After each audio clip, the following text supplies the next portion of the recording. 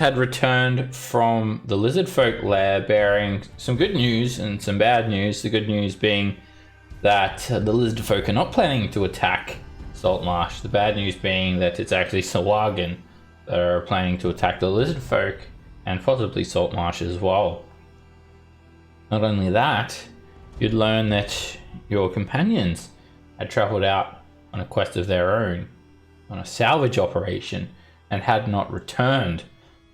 Some of the council members were accusing them to be thieves, and there was also much civil unrest with the discovery that Gellin Primewater was leading a smuggling operation, and he was hung. And this was sort of sending some unwanted increasing tensions into the council as well. So you guys, with about a week to spare until you needed to go and begin scouting the Sawagan stronghold, you're given a chance to try and find your allies.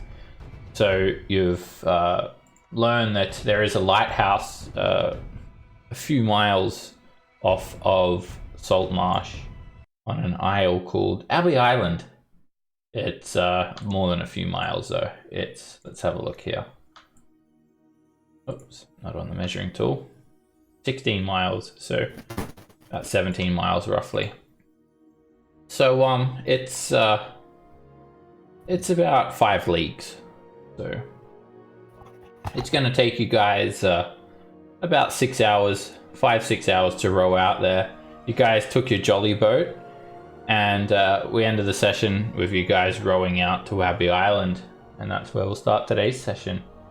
Now, you guys arrive on this oval-shaped island. As you start to approach, you notice, even though it's later in the afternoon, you guys head out pretty early, and it's actually quite foggy, and there is some light rain, just a bit of a haze that's just sort of washing down on you all, and the ocean it's pretty rough around this area, but it's nothing that you can't easily navigate with your jolly boat.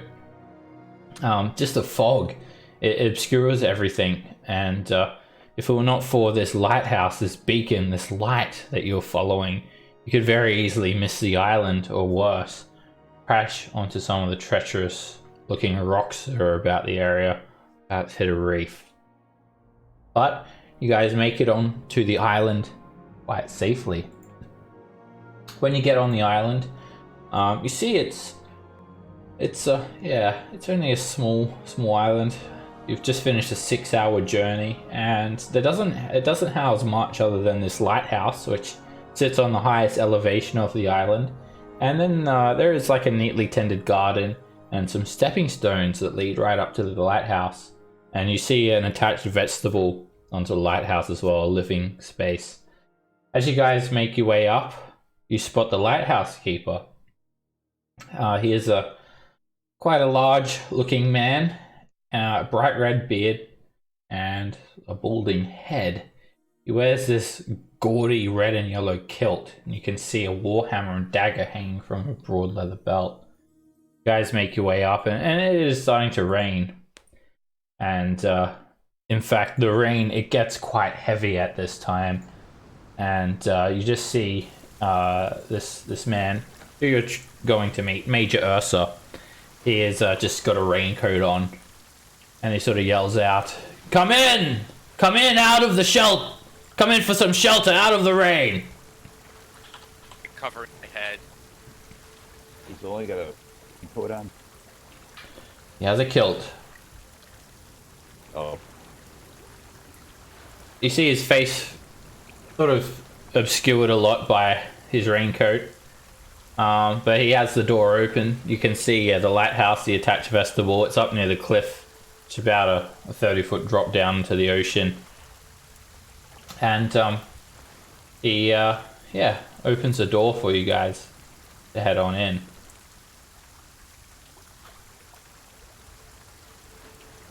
Alright.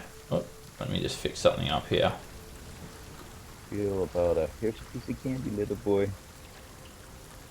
Alright, he opens up the But I'm trying to fix up this dynamic lighting. He opens up the door and you see a pretty comfy looking abode. It's fairly small. The main entrance is just leads straight into his living quarters. It doesn't contain much other than a bed, a chair, a reading table, a footlocker, a desk, and another chair. And then there's a door leading into the lighthouse. And he ushers you guys all in. Bim's sort of just flies straight in and shakes off his scales like a dog. And then everyone else, come in! Come in! He ushers you guys in.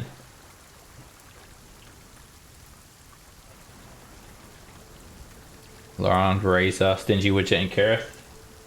You guys go in? Yep. Get the Yeah, get that go. Okay. Hurry I want a piece up! of candy. Getting wet inside. Again. Quick question: did you Fringe change the map factor because still I'm there. so like? Oh yes, the map changed. It hasn't changed for you? Yes. Alright. Reload your page then.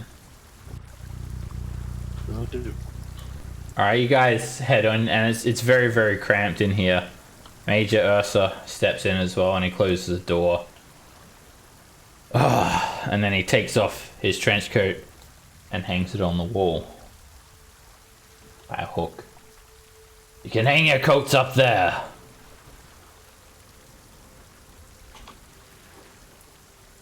Takes your coats, or you guys can hang them up. There's barely enough room for everyone to stand in here, and your clothes sort of drip all over the stone floor. I wasn't expecting anyone to head out. Damn, it's quite bad weather out there. I think a storm's brewing. Can I help you with something? Are you lost? Yeah, actually, have you? Sorry, Cos, can you go and push to talk, please? Thank you. Have you, like,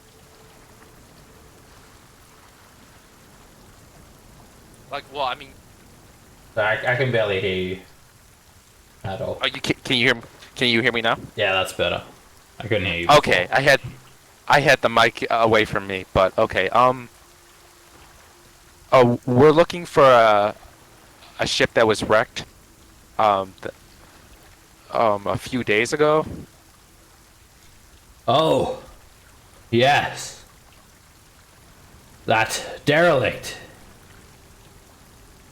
It's a couple of miles from here. It's anchored. It's, well, taken some heavy damage. The Soul of Winter, right? Yes, yes, yeah, I think, yeah, that's the one. Oh, yes, Yeah. it wasn't good. A storm hit it. A necromantic storm. I think they suffered some heavy casualties, and what were left of the crew, well, most of them, they refused to get off the ship. They sent a few people here to procure some nails and whatnot. They're attacked on the way over to the lighthouse by a group of manticores, and they too suffered some bad injuries. Not only that, the storm brewed and it rained down hordes of skeletons and zombies. They fought well, but they were overwhelmed.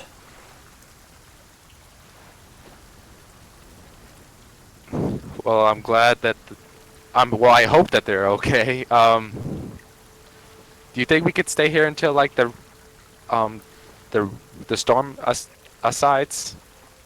Sure, if you want to see them, they're quite badly injured, but I'm sure they'll be glad to know that someone came looking for them. I know they didn't belong to the crew. Everyone else seemed to be dwarves on the ship.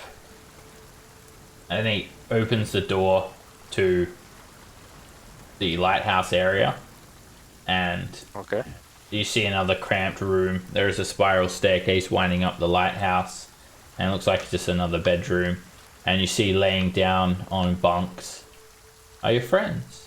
Cruella, Melanie, Elmo, Raven, Three-Eyed Owl. Crap, we found him. Oh my god, we found the cleric! Well, actually, no, not. I mean, druid. I'm sorry.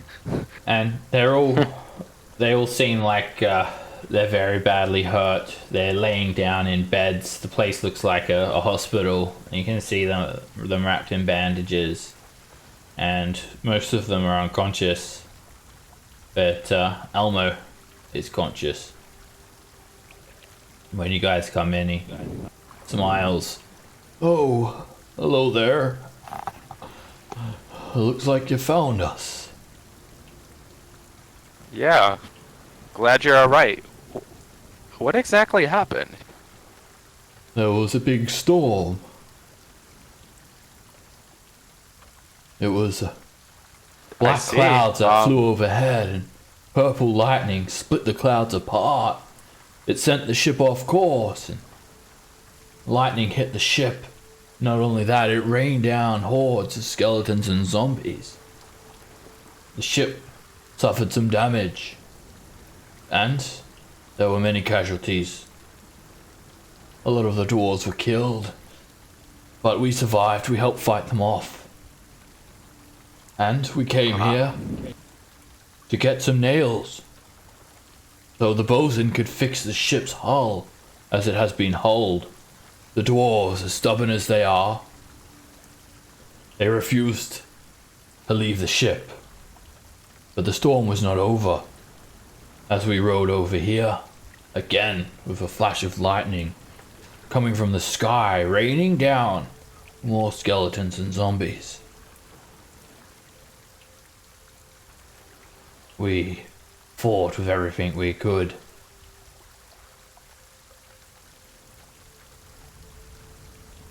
We're okay. Oh. That's good. How come you guys were out there? We were doing a quest, looking for this magic box. And Elmo lifts up his blanket, and you see the small box just sort of tucked under his arm. It's got some valuables in it for a merchant. Oh. Once we all recovered, we was going to head back and cash in the reward. Well, I'm glad you're doing something productive and making good use of Saltmarsh. We're still going to be at least another day of rest in here. It came very close. The shipwreck, skeletons, but we're okay. Well, that's good. Got a wild story to tell you. And it tells you about everything that happened with the Emperor of the Waves, the octopus attack. Oh my god. Yeah, I do have to say with that telling though, I feel like Melanie did more. Could you really embellish what Melanie did? I don't know. I'm just really curious there, Elmo. Seems like you're undercutting her part. I feel like Elmo did the most. I'm just saying. Like, look at him. I don't know. Elmo seemed to disappear like halfway through the fight. I don't know what he did. He just jumped I in don't the know. room. I don't know. I mean, like, I felt like Melody didn't know how to use her spells and was just like hitting everybody. But that's just me. I don't know. From that telling, I feel like Melanie made a very compelling, very compelling hero. I don't know. Like Elmo. Okay. We're just gonna go back and forth. Okay, I'm done. Alright, after the storytelling, Major Ursa sort of he makes you guys some nice hot tea and hands it around to everyone. Melanie, Fruella, 3-8 Hour, Sharnis and Craven are like still unconscious. They're all in like a bit of a coma, really. Major Ursa just sort of calls you back into the vestibule. Let's leave them rest. I didn't know what to think when I first saw your friends. I thought maybe there were more pirates. And then when I saw you all, I thought, well, I didn't know what to think, really. Could be pirates, could be those clerics. But I'm glad to see that, well, you're at least not attacking the lighthouse. So who are you all then? Where do you come from? We come from Hamlet, and then, well, we come from Saltmarsh. Yeah, Omelette. My, that's Yeah. quite a ways. Ah, so you're stationed in Saltmarsh. Yep. Ah, yes, I'm very familiar with Saltmarsh. You see, I'm an ex-military commander. A Oh, major really? of the Marine contingency of Saltmarsh. Retired officer. Yes, I've had my fair share of encounters as well with things that lurk in the depths. And pirates of the Sea Prince's hold. Smugglers. And all sorts. But now I live out my days here on this secluded lighthouse. I do get some action from time to time. Are you looking to stay the night? It's quite dangerous out there. There could be another magical storm brewing. Oh, yes, definitely. We have to make sure our friends can recover that ship. Well, I know there's not much, but you're free to make yourselves at home. Listen, if you're looking to kill the time, well, I was kind of hoping that someone from Saltmarsh sent you here. You know, to clear out Skull Island. I mean, we were sent from Saltmarsh. yeah. You were sent here? I mean- By whom? Wait, were we sent here? Yeah, we were told that it would be much appreciated if we cleared out Skull Island. So you were Oh. sent here. Oh, why didn't you say so sooner? We came from the Mariner's Tavern or something like that. The Mariner Inn. Yeah. Ah, the We Mariners were- Guildhold, yes. Excellent, so they have sent you. I've been trying to contract some adventurers for quite some time now. Thank Prokin that finally some help has come. Now, let me give you a lowdown on Skull Island then. And he just sort of clears the table and he lays out this map. Like, gets straight down to business. Now listen, this is Skull Island. And he just shows you his hand-drawn map. It's about 2 hours northwest of here by rowboat. Now, you're going for the Abbey, right?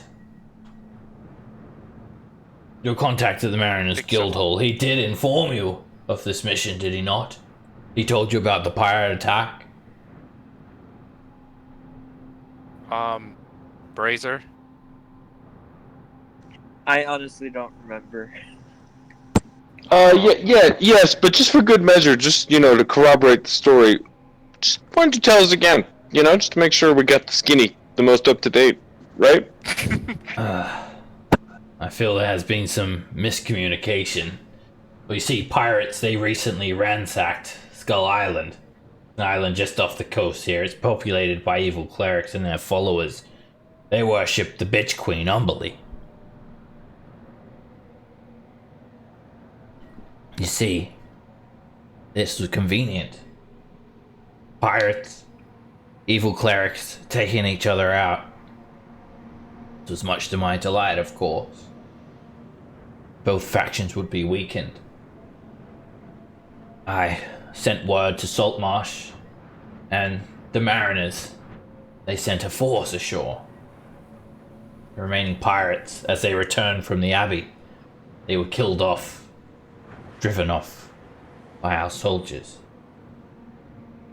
The island, I think now, it could be abandoned. I imagine the pirates went there to ransack the Abbey.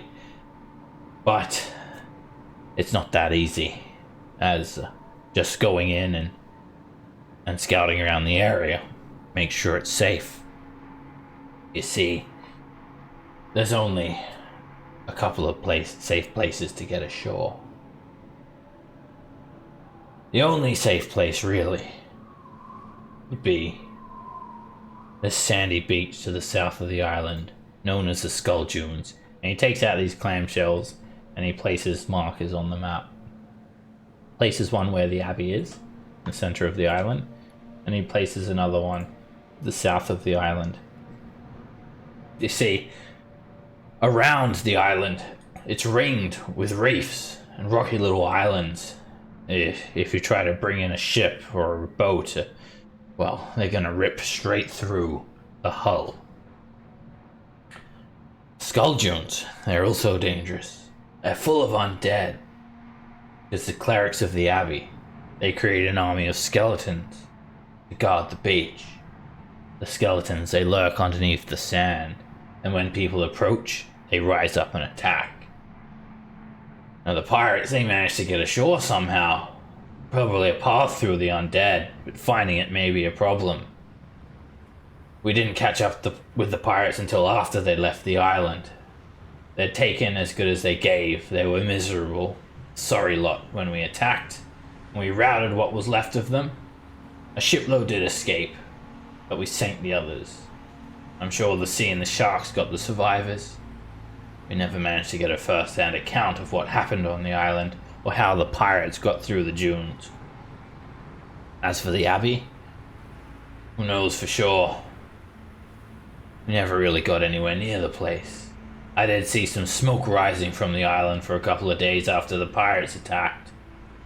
Maybe that means that the island's been abandoned, or maybe the Abbey burned and the clerics are waiting to rebuild. I don't know. And that's what you've been hired to find out.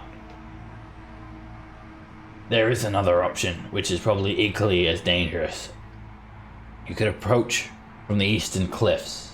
At the very lowest part, there is a small landing 45 feet above the water level. They are treacherous waters, mind you. And the rocks are sharp enough to cut a man's throat. If you slipped, you could find yourself, well, just like your friends over there in the lighthouse.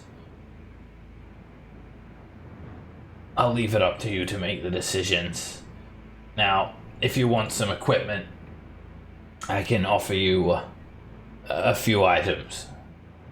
Holy symbol, holy water, some thieves' tools, maybe some light armor, but you would have to give it back if you do not use it after the mission.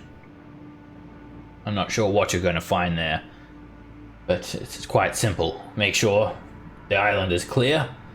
I send word to my contacts in Saltmarsh, and then we can build a new lighthouse to escape this horrible fog. Is that understood? Yep. Understood. Quick question. Do you have any beer or liquor? What? You can't be serious. You want to drink on the job? It motivates him. It gets him in like smashing. I'm a man of small means out on this lighthouse, and what little liquor I have I need for myself to pass the boredom. I trust that you came fully prepared with everything you need. You're being paid well for this, I'm sure. Are you not? They offered you the 2,000 gold bounty, did they not? Yes, we get that afterwards, though. Yes, I will pay it to you, as long as the job is complete. Now, what kind of proof would you want us to get to say that all of them are dead? Well, I trust your word is enough. I trust in the Mariners Guild to have picked some adventurers that they can trust. Should I be concerned that your word is not enough? No, I'm just asking for pure business.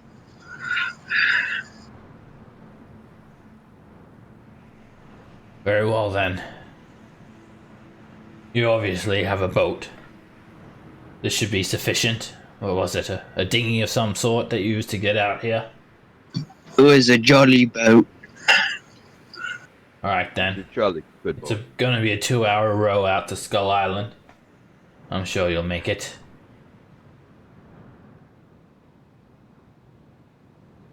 Very well. If there's no further questions, I wish you good luck on your journey. You should go quick, before night falls.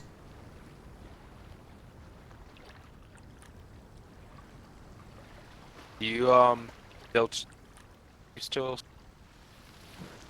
Yeah, I'm here. That's that you need any thieves tools?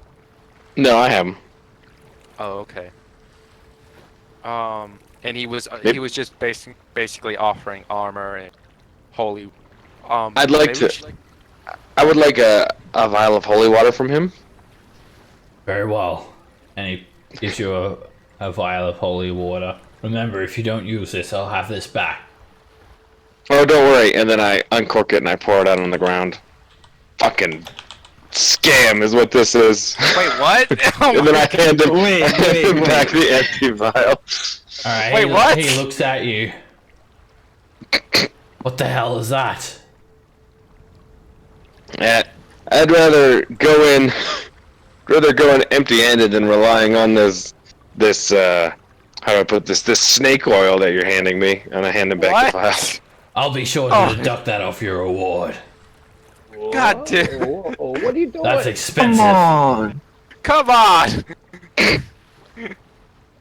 Yeah, I I'm did sure not the expect this. donations covered that. And then Zelt just leaves. He just gives you a strange look. I'll have you know I've just nursed your friends back to health. You should be more appreciative of the help that I offer you. Now get out. All right. That went well. Yeah. I was not expecting Zilt of all people to want the holy water. Bims is gonna stay with everyone to help nurse them back to health as well. I used to be a high-level cleric back in my kingdom before I became king, and I can use some healing magic to get them back to health. Well, if you're a cleric, we're fighting undead, so shouldn't you like help us fight the undead with your cleric powers? Oh, I could just destroy them easily. But I want you to develop your skills and get some more training for the upcoming war. So I'll allow you to take it from here. All right. I'll be I'm waiting. expecting a report, and I will evaluate your efforts afterwards. I You can't do that. wait to hear what your evaluation will show. At Major Ursa, he just sort of like, when you guys loiter, he just like stands at the door. You can leave now, and he seems quite pissed off. He points to the door. Yes, that's a door. Yeah, I'm sorry about him. And then I'll like offer him some of the booze that I have from like the water skin that I got. I don't need it. Now you best hurry before you get caught in another magical storm and end up like your friends here. All right. Alright. Okay. Get out! Get out! Okay. Oh. Oh, Can you you- actually moved. Oh, Seb, can you move me out, please? Throws you guys I out. can't actually. Yeah. Can you have him throw me out, Kieran please? goes back in. Just like get out! No. Roll initiative unexpectedly. He Yeah, there's like closes the four door cells. so you can't get back in. But we wanted to get back in. Ariel, attack the door. It's evil, I think. Alright. You guys head out, and what do you do now? You're outside the lighthouse. We gotta Oh go yeah, to- we were supposed to discuss which way should we go? I feel like the beach is gonna be crawling with undead. So I think we should try to go with the second option. Well, either way is dangerous. But from what he said, it seems like the cliffs are gonna be a bit more trouble. Yeah. But Yeah, I can't sneak around climbing a cliff, but worst comes to worst, I can always tiptoe around the undead. They're not that bright. But if I'm gonna die, to be honest, I think the story will read better with killed by a horde of skeletons than fell to tragic doom. I don't know about y'all. I don't sure what you're worried about. I mean, we do have a paladin with us too. Yeah. I don't. As you guys discuss this, you guys are getting just absolutely pelted with rain, and it starts to sort of Oh, storm. shit. There's Let's- lightning crackling overhead, and you basically have to yell at each other just to hear each other. All right, let's get in the boat. Let's just go to the beach. Okay? All right, you guys head off to the jolly boat, and you head back to Skull Island, or head to Skull Island, I should say, and you're going to approach from the Skull Dunes. All right, it's just a 2-hour row, and you start to arrive at Skull Dunes. You see a beach of quartz brown sand at the southern end of the island. The dunes are desolate. You can see a couple of bits of scraggly grass growing here and there. And you pull up at the only real safe place here to avoid all the rocks and the reef. And as you pull up onto the dunes, you secure your jolly boat. And you have to navigate the Skull Dunes. So this is how it's going to work. Somebody will be elected to navigate the party. It'll have to be one person. So who's it going to be? Is it we had to make like survival checks or? Just pick who you think will be your best navigator. I'm not going to tell you what ability checks need though, because that's pretty meta. Definitely not Zilch. He elects to not navigate.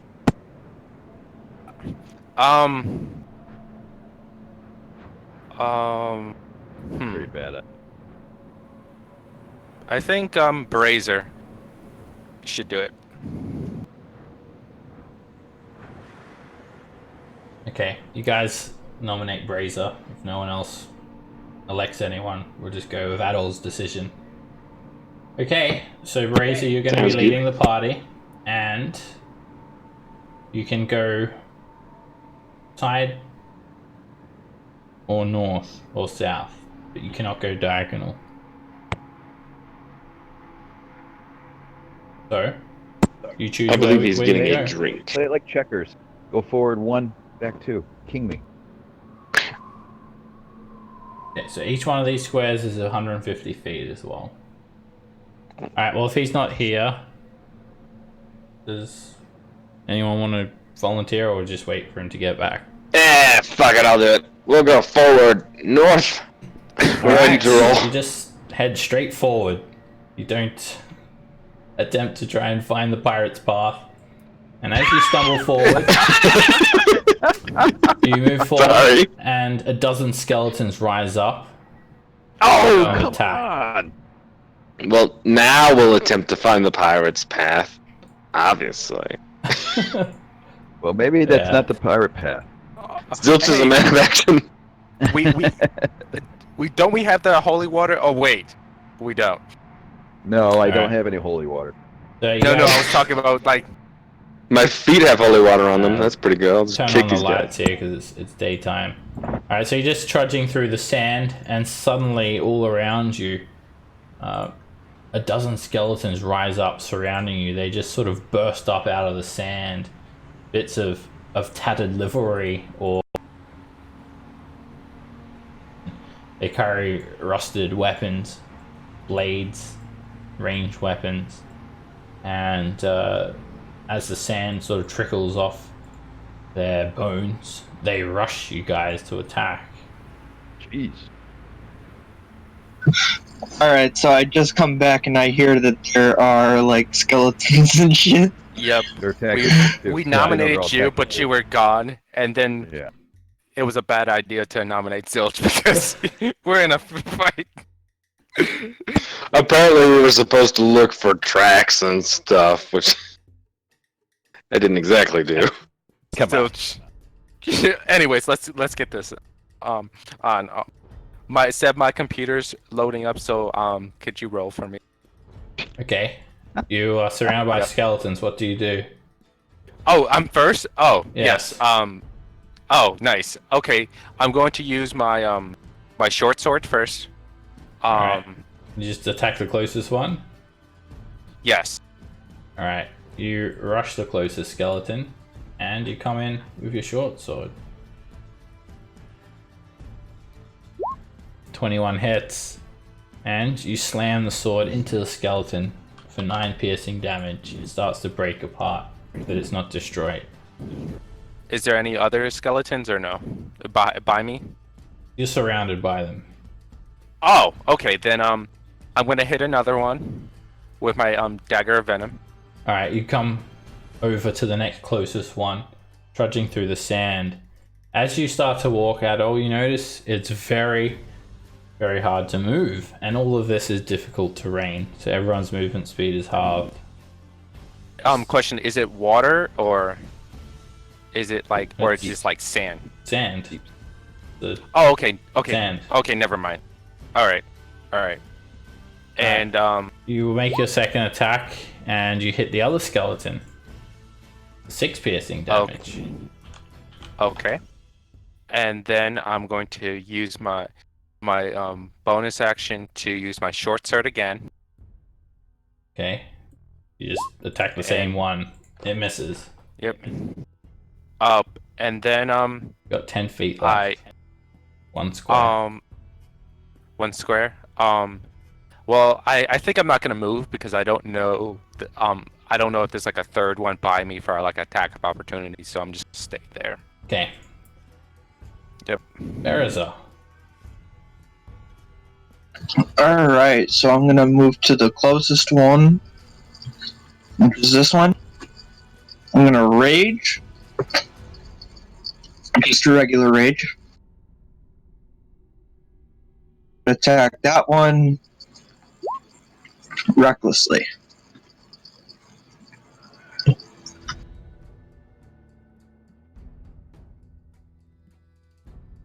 That's a hit.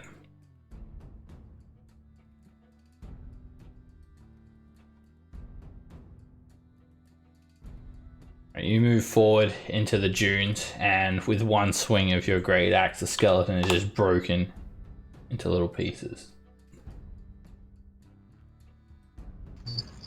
Move up to this one then, and do the same thing and attack that one.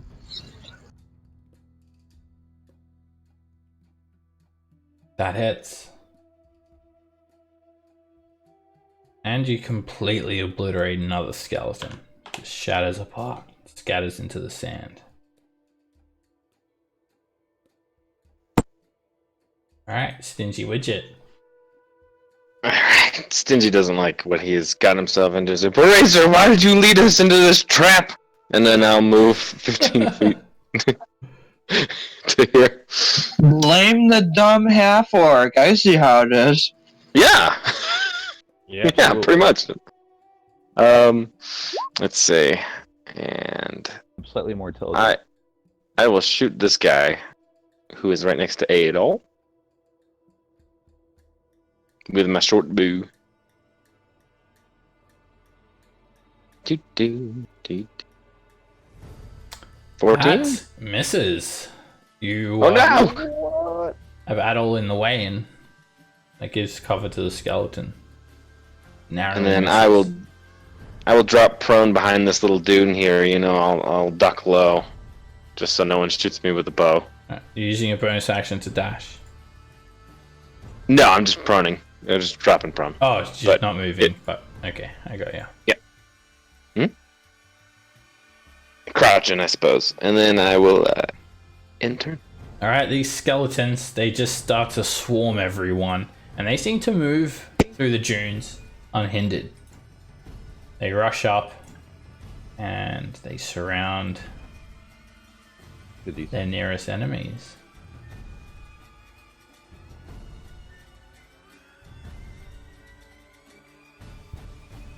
They all sort of wield rusty cutlasses. They look like maybe some dead pirates, something along that lines. It's a collection of bones and mess. And they start attacking. They're all just going to swing with these rusty blades. The first attack will be at Adol. And Adol, you're hit for 5 piercing. The second attack will be at Baraza. Skeleton slashes at you and hits you for 3 piercing, Baraza, hitting you with a rusty cutlass. Stingy, you find yourself prone and the skeleton comes up on you. Attacks you with advantage. No! And he just slashes you for 6 piercing damage. This gnarled, rusty scimitar. Cutlass. I'll take it. The skeleton next to you, Loran, to the southwest, he lunges at you. And he misses. This one is going to attack Dingy Widget, a favorable target. He slashes with his rusty cutlass. And he hits for 4 piercing. I will do the thing. What is it called? Uncanny dodge. Oh, Candy. You got it. Alright, you roll out of the way and the rusty blade only just catches you slightly for 2 instead. This skeleton attacks Laurent, runs up on him, lunges forward, and hits for 7 piercing damage. And then the other 4 skeletons, they swarm you, Kirith, and they all just start swinging. You pull out Oriel, and you start parrying off blows, holding up your shield to block attacks, and they all miss you. Love it. And their turn there. Laurent. Right, I'm gonna cast Shatter centered on me, and sculpted at 2nd level. Sculpted around Sticky, myself, and Kirith. Okay. Alright, a shatter centered on yourself.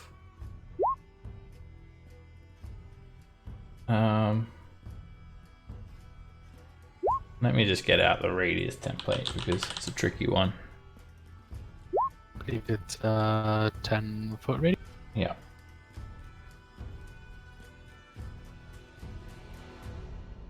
There, probably. So like that. Right there. Alright, that'll hit 1, 2, 3, 4, 5, 6. Alright. You sculpt a shadow around yourself, and the explosion just sends bits of splintered bone flying everywhere. You hear a bit of a bang, and it kicks up sand as well in the area. And skeletons, they just start getting absolutely destroyed. It's broken into the myriad pieces. Another skeleton shattered apart. Another one fails and is ripped into shreds. 2 more. The one to your southeast, Loran, it managed to resist, sort of shields itself a little bit, and still bits of it are just shattered apart. And the skeleton is just ripped into pieces. Bones just go flying everywhere, laying onto the dunes. Isn't there this guy too? One more. Oh yeah. I think I did the wrong one then. Wait. Yeah, I'll swap these. I accidentally did that guy. Ah, okay. There we go. Oh wait, no. It should have got him too. I missed one. Alright, he's blown apart as well. Pentakill. Oh, I'm getting better at this. I mean, I'm the best! Kareth. Way to go. Okay, I'm going to attack this one first. Alright, you get this small word from Oriel appear in your mind. They are evil. Smite them, Kareth. Alright, let's do it. That means you gotta smite, though. I swing, you smite. That's A not 12 very good misses, The skeleton blocks you with a rusty blade. I swing, you smite. That hits. There you go. Alright, you, as you sort of make contact with the skeleton's blade, Oriel just explodes with radiant energy and just completely disrupts the skeleton. Turns into ash. Addo.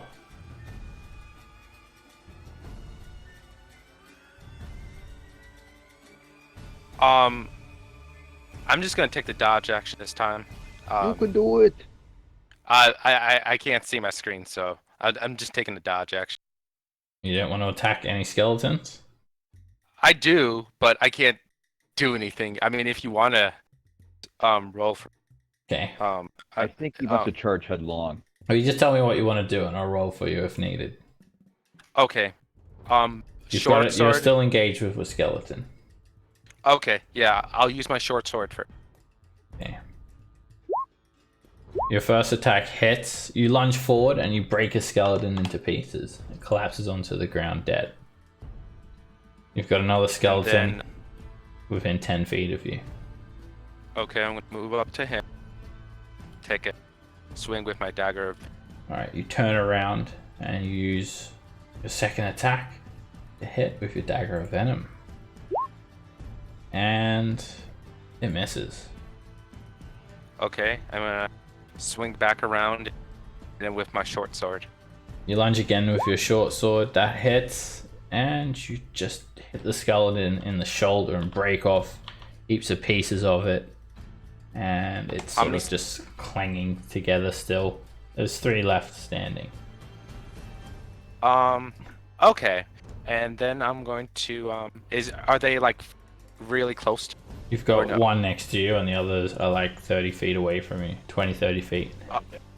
Okay, then never mind. I'm gonna just... Okay. Thank you. Bariza. Alright. So I'm gonna recklessly attack that one. I'm gonna wreck it. You do that, Nick. Wreck it. That hits. I hear a cleric in the background.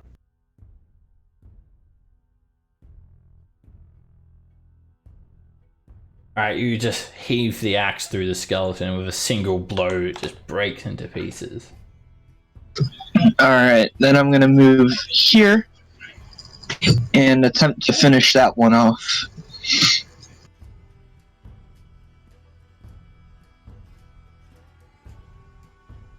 That's a hit. And another skeleton is just broken into little pieces. So Alright, you guys get the last one. I mean, you guys get the last one.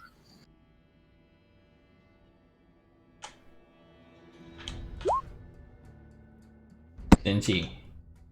Okay, Stingy, not used to being stabbed, is a little shaken, but he'll stand up and he'll look at this last remaining skeleton and say, well, you appear to have brought the sand. I will bring the thunder.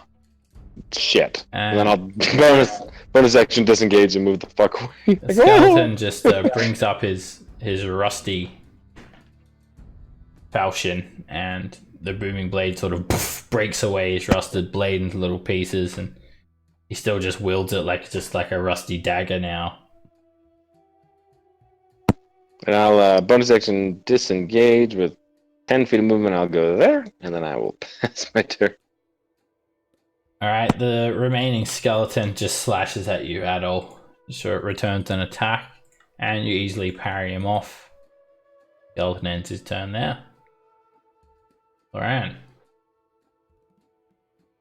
Alright, I'm gonna firebolt it.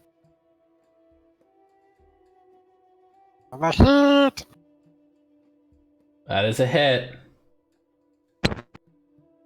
Alright, just as it's lunging at Adol, this bolt of fire washes over the skeleton and it just hits the ground in a sundered pile, burning blackened bones.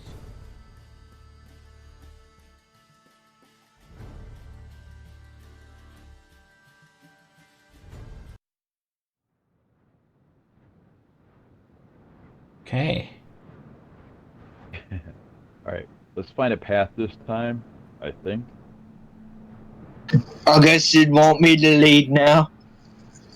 Well, you can't do anything worse than what was last time. So again, you can choose which direction you want to go. You can go up, down, left, or right, but you cannot go diagonal. I never claimed to be a navigator, although I did play one in a play once. It was a good time. Let's go straight. Wait. Yeah, he already said it. But the blunder that I made was not trying to look for a path, because we know the pirates made it somehow. But I just went forward and got attacked. So if you want to try and seek out a safer path, Make a survival check. I don't know how it mechanically works. A survival check? No, not a survival check. So you want to look for the pirates' path, because if you're listening to Major Ursa's story, he did say that pirates had made their way onto the island, but he wasn't sure how. So obviously they had a path through here. So you can try and find that path or just make your own one. What do you say? We make our own path or try and find the pirate's path? We could be getting What would Berazer do? Just channel Berazer. Let's go full fuck it mode and go straight north. Alright, you guys head 150 feet straight north. And it's all clear. You don't encounter any skeletons. You continue to trudge through these rolling dunes as rain assaults you from above. You can hear lightning crackling all around you. You can hear the crashing of waves assaulting the shores of this island.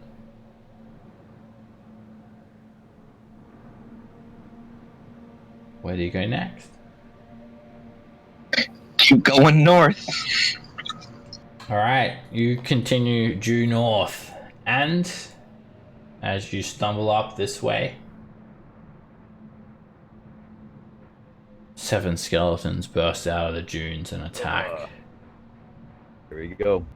Again, they lie underneath the sand, waiting for you to approach. And just as you're in the center of them all, they burst out, surround you, and attack.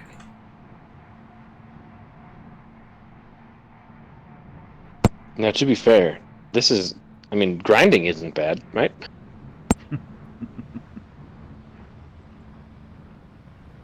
We're getting experience points. Alright. Whoops. Sorry. The skeletons all go on the same turn order. I didn't mean to roll them all in. I'm gonna make them one roll. Sorry. Oh, I'm choking over here. Okay. I'm choking here. Alright, they get the jump on you guys, and they just run in. And these ones also employ rusty cutlasses. They all run in for melee attacks. Take a bed. Don't eat the rust, Berzer. Alright, the first one attacks Adol.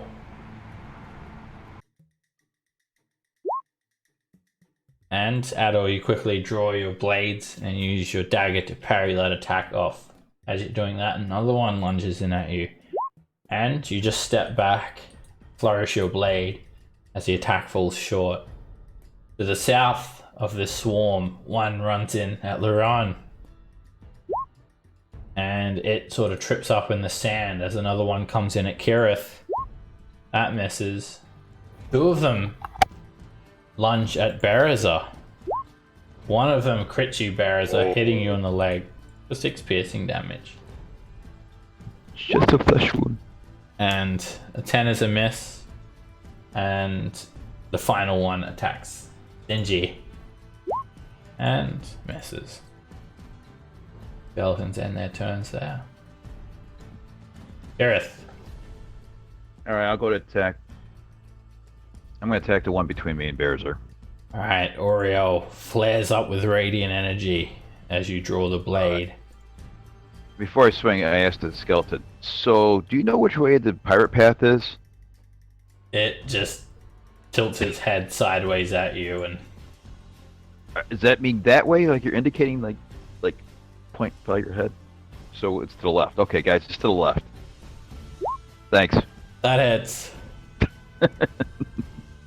Thank you, Lep. All There you right, Oreo just sears straight through the skeleton.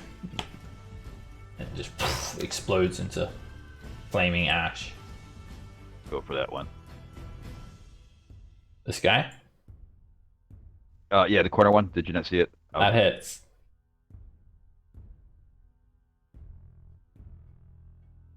Alright, this time the skeleton jumps back when you swing, and you just sear off one of its arms. They're trying to point in any direction by chance? No. No, okay. Just thought. Stingy. I like your attempts there. Not gonna lie. This one right in front of me, I'm gonna pull out my rapier and booming blade him. Kerchap. That's a That's hit. it. And let me make sure sneak attack is yep. A boom for that 21 damage. Alright, you hit the skeleton and he just is sort of ripped backwards with an explosion of thunder. And he's just broken into 256 pieces. Nice, roughly, give or take. I'm glad it wasn't more, because that would mean he was a baby. And I will take the dash action with cunning action and run out into the sea. 30 feet. Just hoof it. And then past her. At all. What are you doing?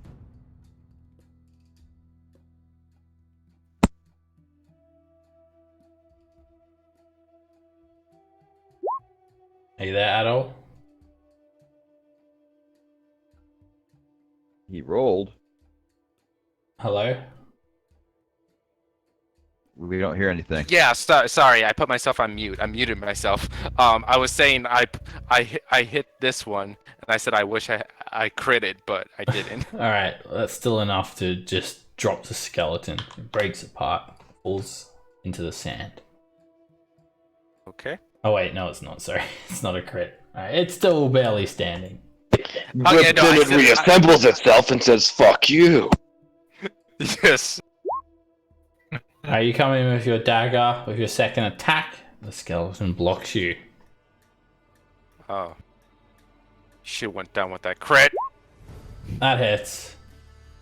And you come back in with your short sword and just hit the skeleton. And it collapses. Okay. I'll turn. Alright. Right. I'll reach out and try to grab this one with some shocking accuracy. That hits. Alright, you grab the skeleton by the arm and just send a jolt of lightning through it. The skeleton just catches on fire and falls back onto the ground.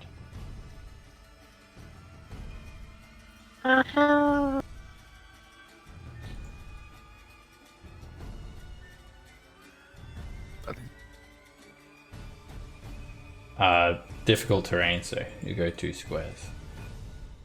Ah. Erisa. Alright. I'm gonna recklessly attack that one.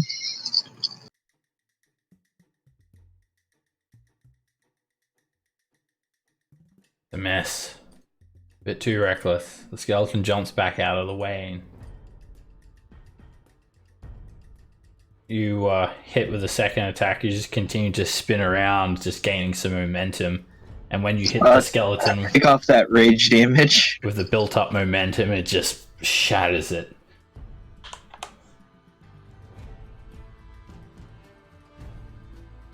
Alright, so I'm gonna move here. Then attack that one with bonus action from Great Weapon Master.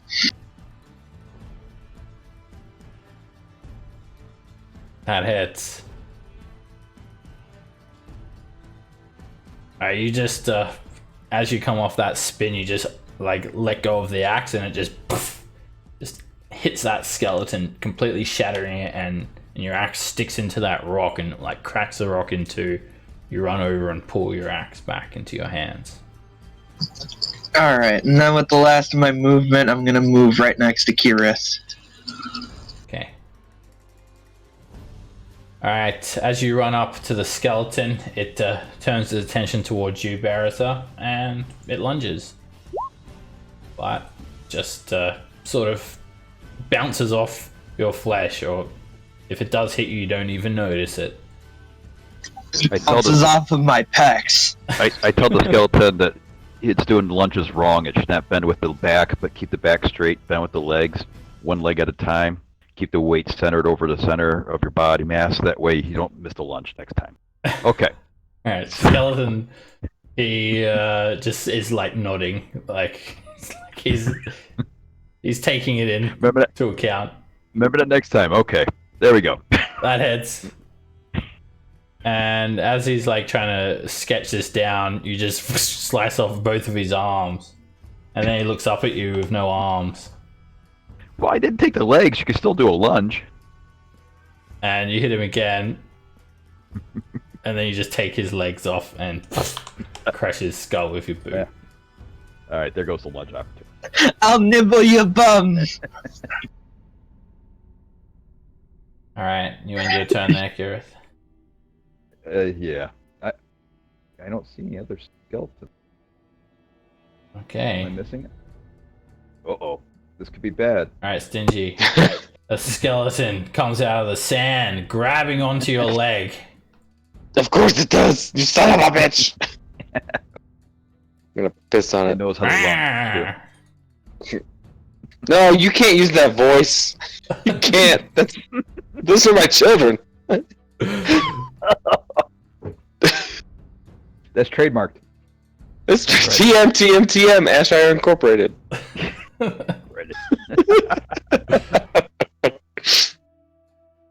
Oh, it's my turn. Okay. It's your turn. I look down. Stingy will feel a odd twinge of remorse from somewhere deep inside and say, "Goodbye, my sweet prince," and you use booming rapier at advantage. Alright, that hits. And advantage, so sneak attack. You just shove the rapier into its mouth and you unleash the booming energy. It just explodes the skull. Shards of bone go everywhere.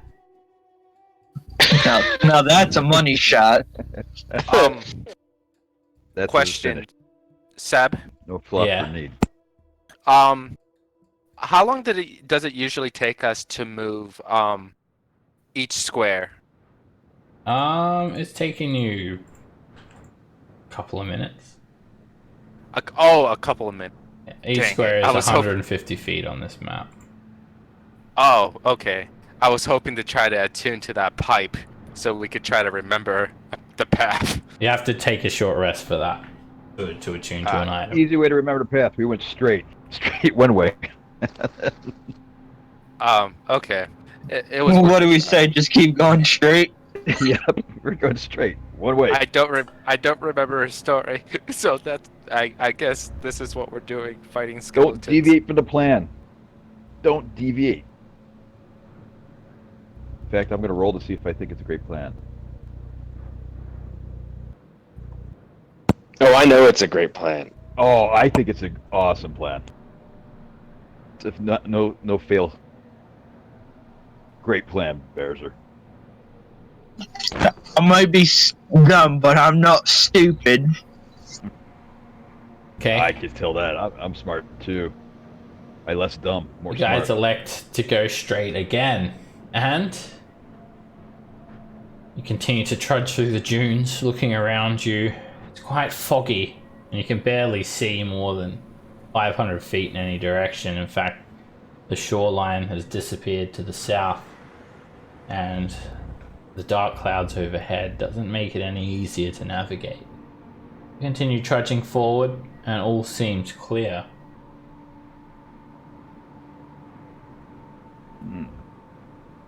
Very suspicious of that coast. You going straight? Okay, Don't deviate from the plan. guys go straight again. Alright, this time when you go forward... Wait, I think I might have to get out the calculator. Uh-oh. How many is that? Alright, that's 23...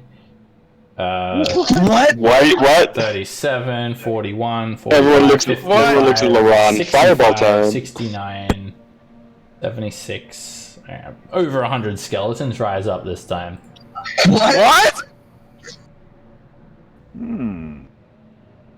Yeah, This you was attract fairly far. skeletons within a few hundred feet around you, and they just start running, and by the time they make it into your visibility, you soon find yourselves surrounded by hundreds of them. But they're acting differently this time. This time, It's a raid. they are jumping on each other's backs. One after another, after another, after another, clamoring together in these swarms. And 3 It's a rave. swarms of skeletons. They surround you. There is at least 30 skeletons in each swarm. One big mass. Wow. And that's not all. The biggest pile of them is a massive tower of skeletons, about 20 feet high. And it seems to be like one massive locomotive that could easily tumble over and just collapse on you. Just skeletons are standing on each other's shoulders, climbing over one another to form a tower. Skeletal juggernaut. It's World War Z with skeletons. Yes. I look for DJ Marshmallow. See if this is... Okay. Alright, Berazar, you're up. 3 swarms, so these are the swarms. And they consist of about 30 skeletons, and then this is the big tower, which is all the rest. About... say each one is about 25, and this one's about 40 skeletons. Or 50. Alright, let's do it. And they'll start running towards the big tower of skeletons. I'm not sure what to think of this. Difficult terrain, so you're dashing?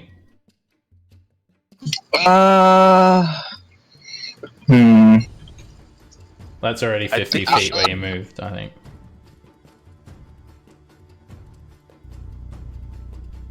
Oh, 40 feet, yeah.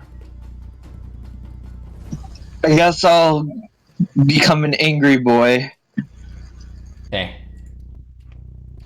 and I'm gonna just start chucking some javelins at it. Or spears.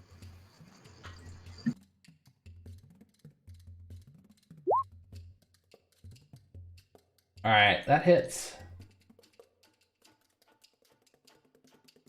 Alright, you throw a spear into the juggernaut. This is the tower of skeletons. And it just sort of hits a couple of them, shattering like 3 or 4 skeletons away. And it sort of... this thing begins to just sort of almost roll along the ground like some sort of weird ball, basically. And it starts to fall apart a bit. You've sort of broken like one of the wheels of it. Oh, wow. Okay. You quickly draw another spear, throw it, and you hit. And you break off another bottom section of this juggernaut. Also sort of harming the integrity of this structure.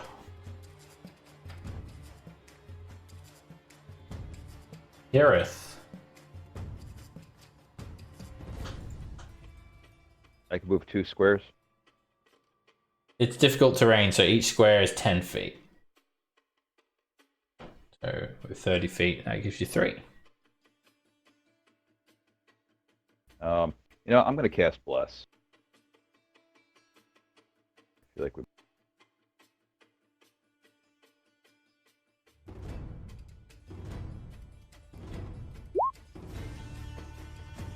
I'm going to bless Bell, Berazar, at them.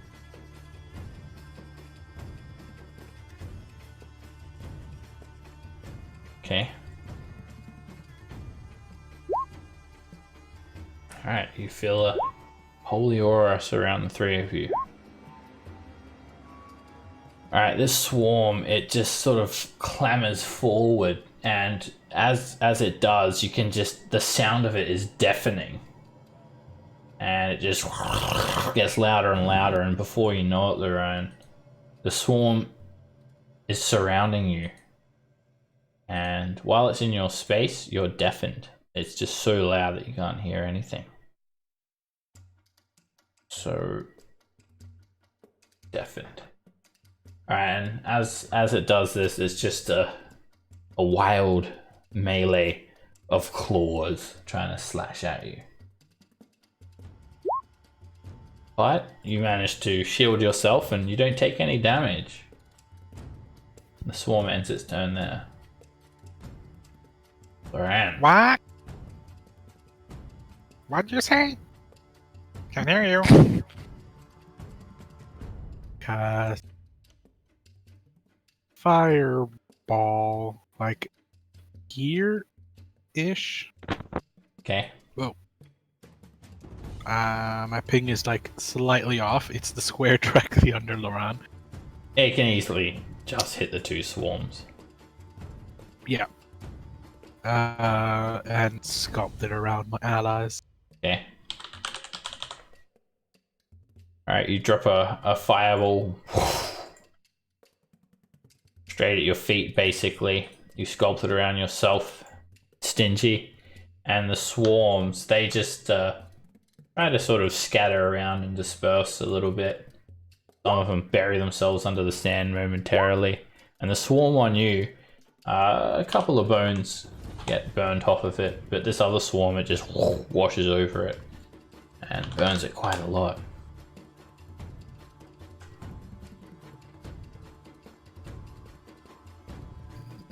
And I'm gonna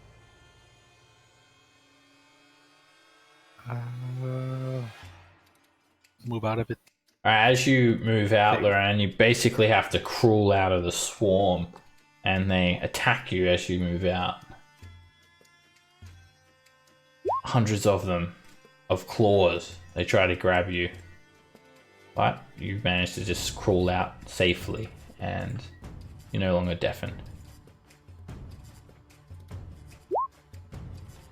Dingy. The stingiest of widgets will look at this storm and say, I don't know where I should stab it, but I'm gonna try. And then I'm gonna cast Booming Rapier at it. That hits. Okay, let's say 4. Alright. 26 damage? It's very hard for you to stab effectively with your piercing weapon, and you sort of just throw the rapier in there, and you do break off quite a few bones. In fact, you destroy an entire skeleton.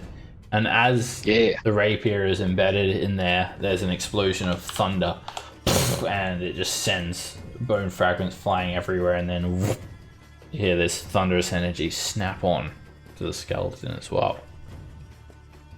Then I will bonus action do. I don't want to dash. I don't want to do this. I will. Yeah, I'll bonus action dash. 5, 10, 15.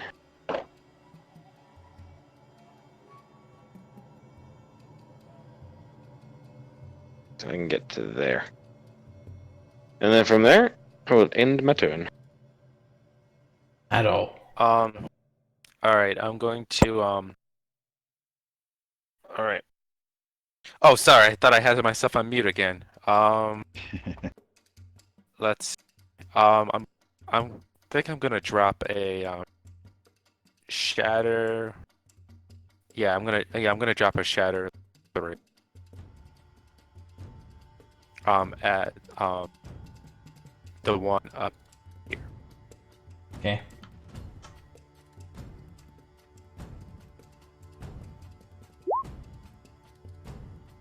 Alright, 3rd level shatter. You sort of center it in the massive sort of structure of skeletons. It's about to topple over, and and it just sort of like shifts to the side. This very sort of unbalanced motion, and only catches the side of the Juggernaut. But it sends quite a few bones flying with that. Reduces the size of it a bit. Okay. And I'm going to move 20 feet right there. So hold on, I gotta measure. Right, yeah, right there. Okay. I will end my turn. All right, this swarm, it just bounds over Laran, and again, Laran, when it moves over you, all the sound around you is just shielded by this clacking of so many bones, and claws are trying to grab you as well. Dozens of them, but you just sort of duck down, sink into a little hole, and avoid any damage. The final swarm, it very, very quickly rolls over the dunes like a conveyor belt of skeletons using each other as a hard ground. And when they swarm over you, Kareth, they try to slash. And you're hit for 8 slashing damage.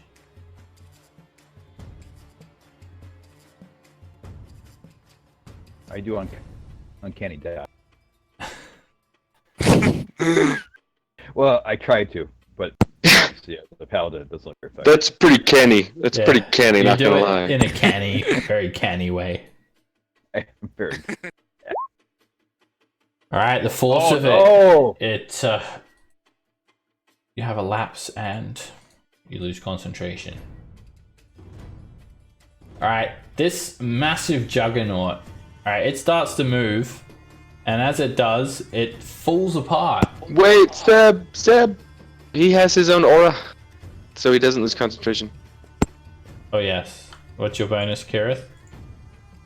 Do you have that built in already?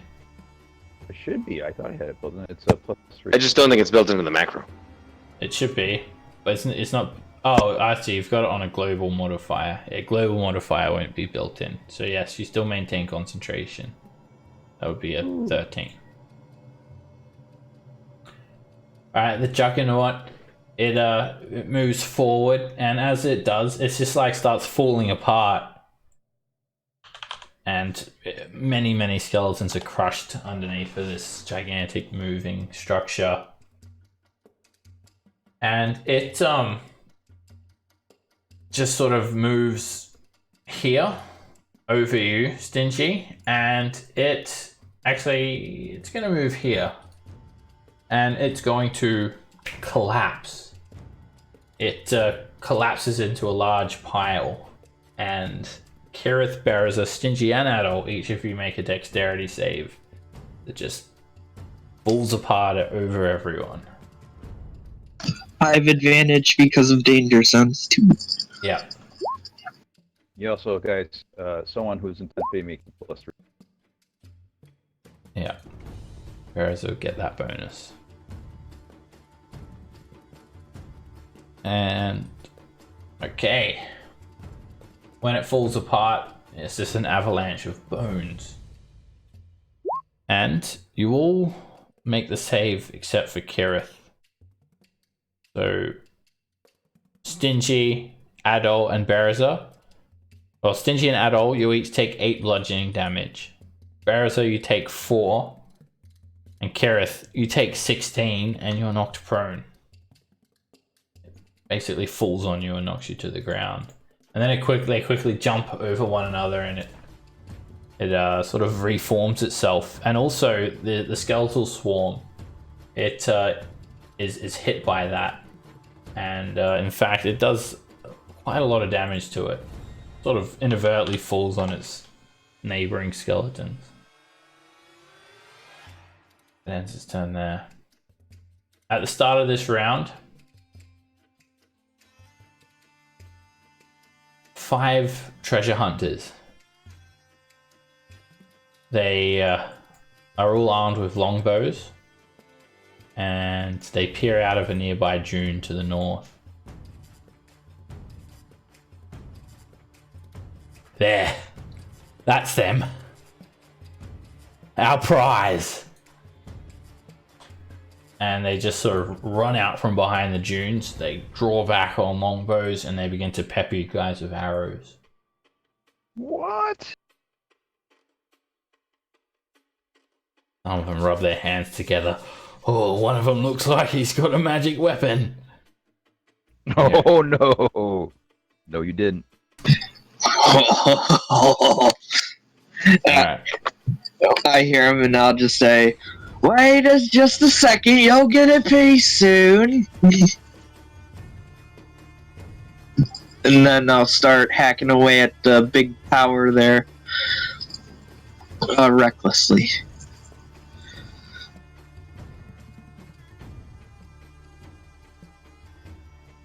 That's a miss.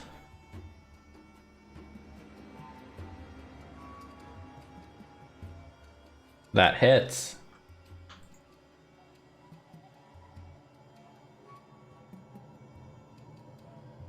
Alright, you chomp into the juggernaut and you shatter off about 3 skeletons worth.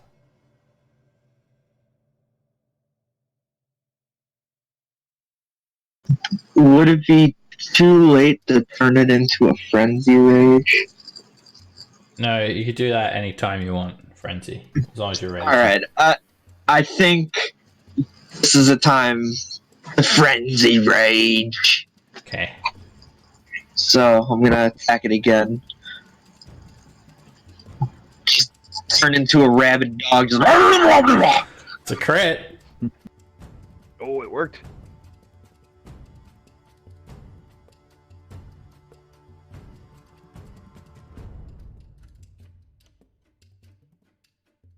You click the damage. Yeah, it rolled. I rolled it. 17 plus 14 plus the 2 from rage. Okay. Alright, it came up now. It's a bit slow. Alright, you just hack into the juggernaut and you break off about 4 more skeletons worth. And the thing, it begins to really start to fall apart now. And it's reduced in size dramatically. I can't wait to munch on your bones. Hey, balls. Alright, one of these Bones. treasure hunters, he just sort of edges forward and he just lines up a clear shot. And he's gonna shoot you, Bereza. With his longbow. Takes a shot.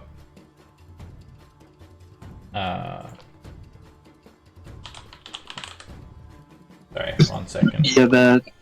I was gonna say the API seems like it's really slowing down.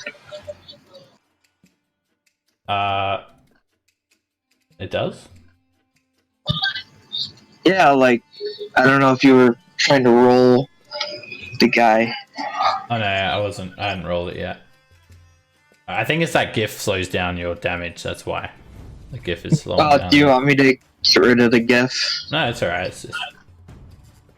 That would be the reason why. Alright, first shot. And an arrow skims you for 2 piercing damage. Second shot. Another arrow hits you for 1 piercing damage. You barely even notice it. Huh? Another treasure hunter edges forward. And these guys are going to... After they shoot, they're going to sort of duck down. He's going to take a couple of shots at Stingy. First shot. The arrow sticks into the stand a few inches away from you, Stingy. Second shot. And this arrow just wildly misses. Hey. Kireth. Yeah. You can use half your movement to stand up. 15 feet to stand up. I guess, yeah, I'll stand up, obviously. And at that, I got tech.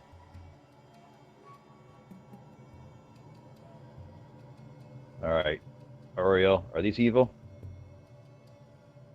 Oriel sort of looks around. If they are trying to kill us, then we have a big fucking problem.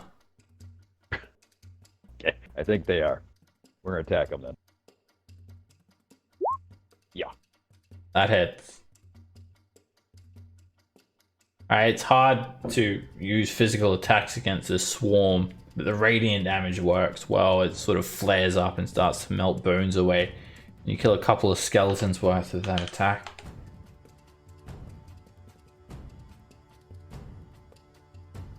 On radiant. That hits.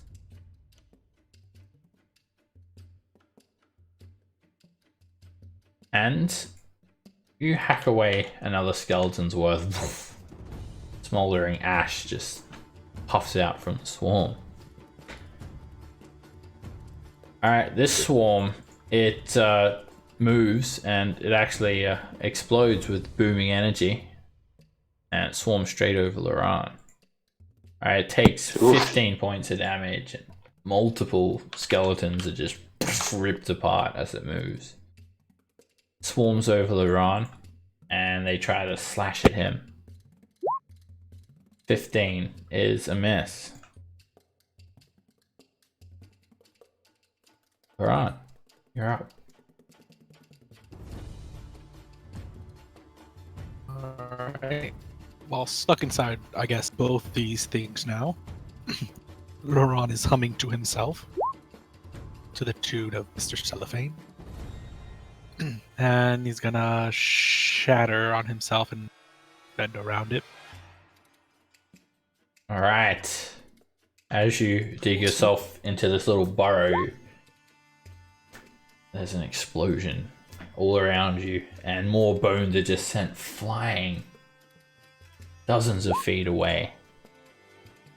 And the larger swarm, it resists, but the smaller swarm, it is almost completely destroyed.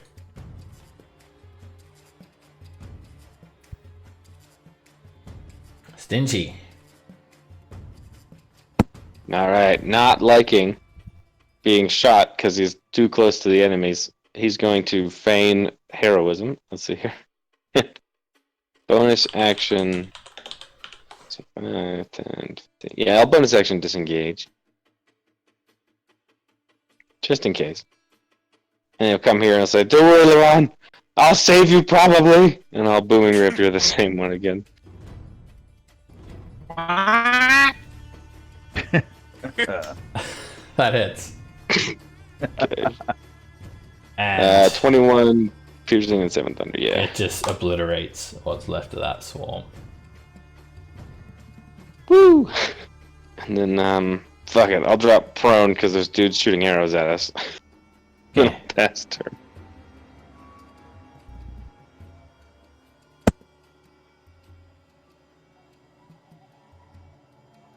Alright, another treasure hunter. She moves forward and she has Addo in her sights. Starts shooting. First arrow, it just wildly misses. Second arrow hits you for 6 piercing damage. And she ducks down as well. I'm sure I like those treasure. Addo.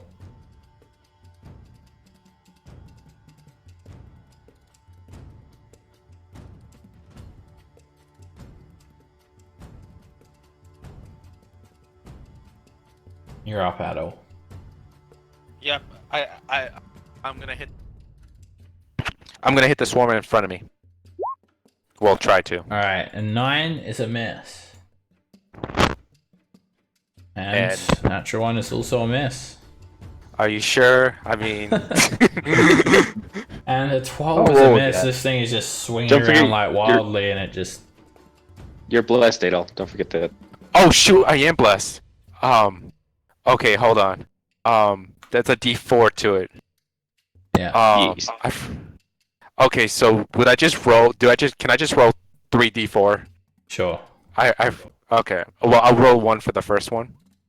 That's a miss. Okay, second one. And Always a that miss. hits. Oh, it does? Third Oh my attack god. Okay. Alright. Alright. Roll damage. Alright, you just lunge the short sword into this juggernaut and break off a couple of skeletons worth. Alright, and then I'm gonna get in like a defensive position and roll a d8 for my defensive flourish, and my AC is now 20. Alright, you use a defensive flourish, slashing through the juggernaut once more. You hold your blade up. For defense. You said what do I fence? For defense. Oh yeah, defense. Yeah, defense flourish, yes. Alright, And the swarm over Laran just keeps on slashing away at him. It's a miss. Swarm on Kerith. It moves over Bereza. And Bereza, you also become deafened. This clattering sound. And it just it tries to slash at Kerith. Miss. Yes. Alright, this juggernaut, they jump over one another again. And it just collapses itself once more. It does start to fall apart as it's doing this. And Kerith, Bereza, Stingy, and Adol, each of you make another dex save. Uses its avalanche of bones once more.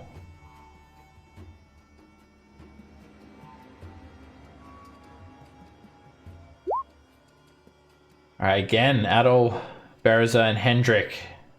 You guys all succeed the saving throw. Kerith, it knocks into you and knocks you to the ground. Kerith, you take 13 bludgeoning damage. Ooh. Stingy and Adol, you take 6. And Bereza, you take 3. And, whoops, the swarm's supposed to be a It's a 10. dex save. It's a 10. Okay. But Alright, the swarm is going to fail that saving throw, and the swarm is just broken apart. It just collapses on that swarm and shatters it. There's a huge impact. And then the juggernaut jumps back atop itself and forms this quite a small little structure now. The treasure hunters. You've just taken a bit of a look at them now, and through the haze and the fog and the rain, you can make out 5 humanoids. They're all armed with long bows. They wear light armor, and they just pulling arrows out and just peppering you guys. And this guy's gonna shoot at Bereza. Bereza, 1 arrow hits you for 3 piercing damage. Shoots again, and that hits for another 4 piercing damage. And he just sort of kneels down where he is. Another treasure hunter. She moves forward for a clear shot, and it's going to shoot Bereza. First arrow hits for 3 piercing. Takes another shot as you leave yourself wide open. Another arrow hits you for 1. She ends her turn there. Also ducking down at the end of her turn. Putting her back to the dunes. She gets ready to knock some more arrows. I'm a porcupine of iron! Alright, you're just not noticing all of these arrows sticking out of you too much, Bereza. At least not noticing the pain. I'm going to attack that one. Recklessly. Alright, the skeletons are still vying to get to the top of this pile. They climb atop one and another and another. And you open up with another crit.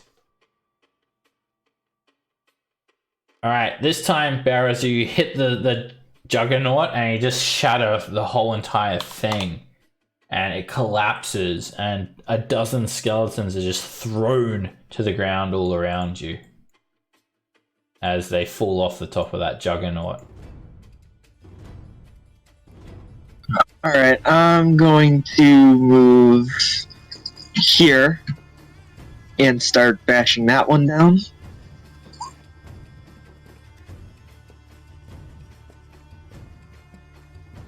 That's a hit. Alright, you slash at that swarm, and it's hard to hit because of its swarm-like nature, and your attack is nowhere near as effective as what you would have hoped, but still you break off 2 skeletons from that swarm. Alright, you take a bonus action attack and you hit again. And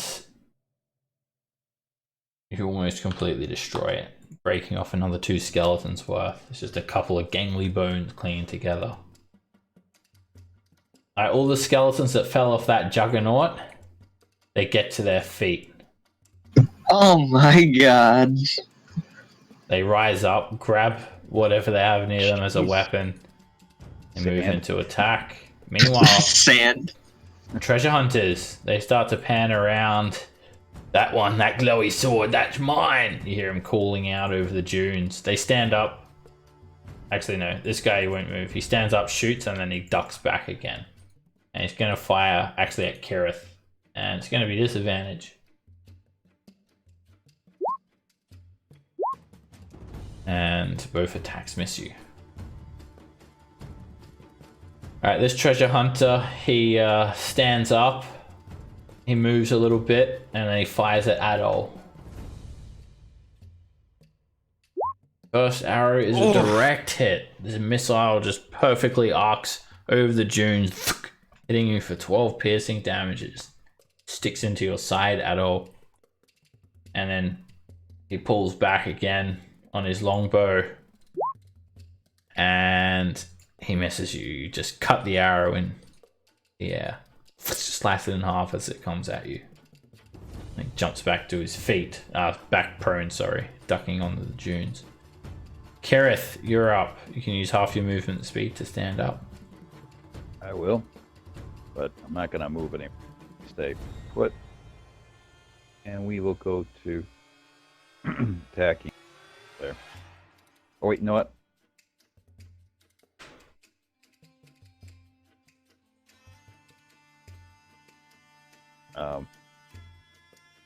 I think I'm at 3. So I am going to use lay on hands and put 20 on. Okay.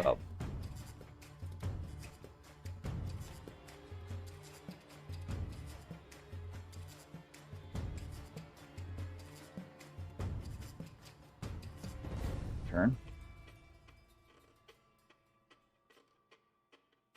10 or 20? 20. So Okay. I have 30, so I'll use 20. You should be at 33 then, right? No, I did it wrong. So I was supposed to be down to 3. Oh, okay. Yeah. Alright. When I subtracted, right. So I'm at 23. Okay. We're on. Alright, I'm gonna extricate myself. As you move out, the swarm attempt to slash at you, but they miss. Looking at everything around me, I'm gonna scratch the itch! And I'm gonna fireball. Good. Right in the center of everything. Just fireball. Just fireball.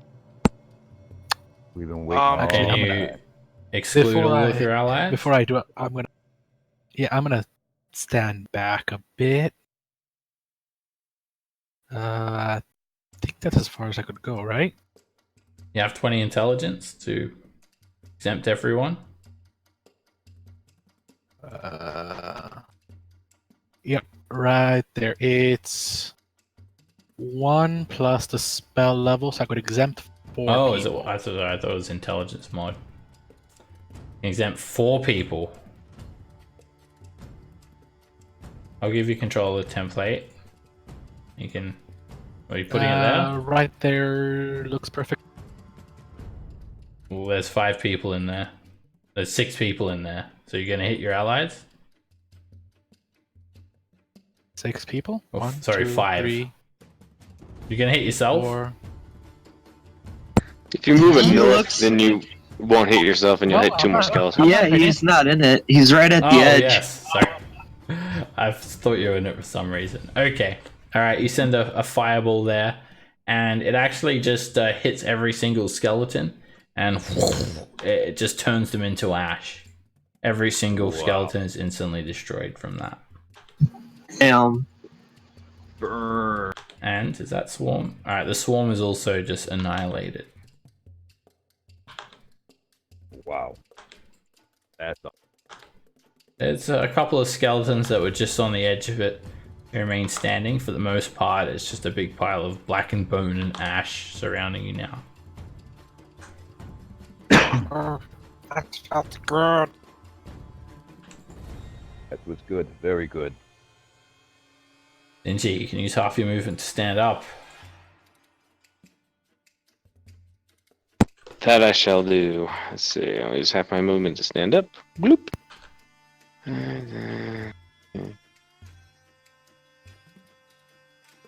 Honey, I use my action. This is stupid. But I'll use my action to use minor illusion here, and I'll scream really loudly. Ah, yes, I will summon my sand wall, and I'll use silent image to make like a stupid wall there. What, silent image or minor illusion? That's what I mean. Silent image. 15-foot wall. Okay. Yeah. Actually, I'll put it here.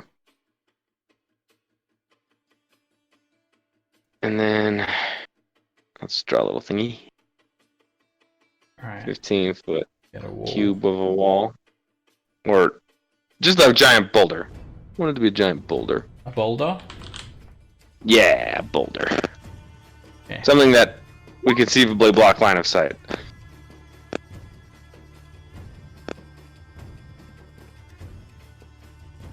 Alright, cast away. And then I will. Oh yeah, right. Let me expend that spell slot.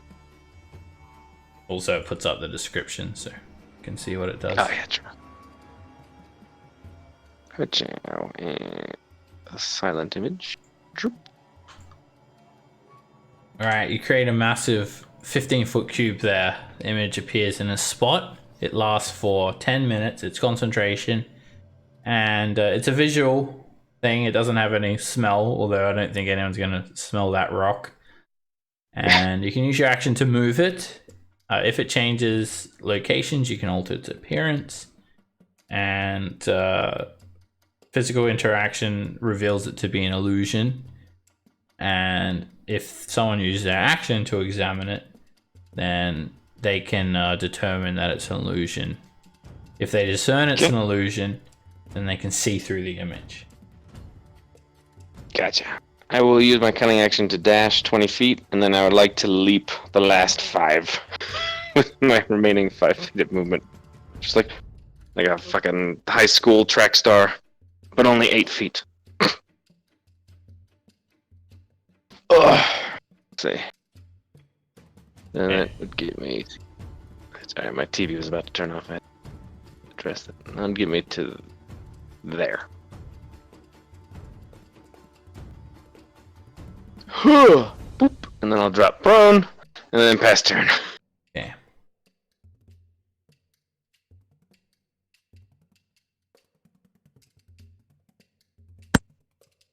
Hit the end of turn button, please.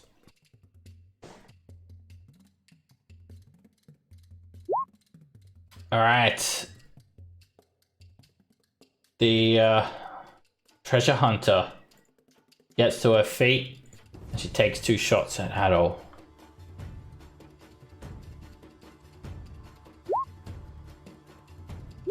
Both arrows miss, and she crawls back a little bit.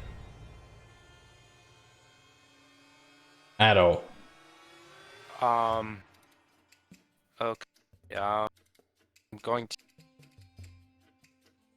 Actually, I'm not. I think I'm just Kira.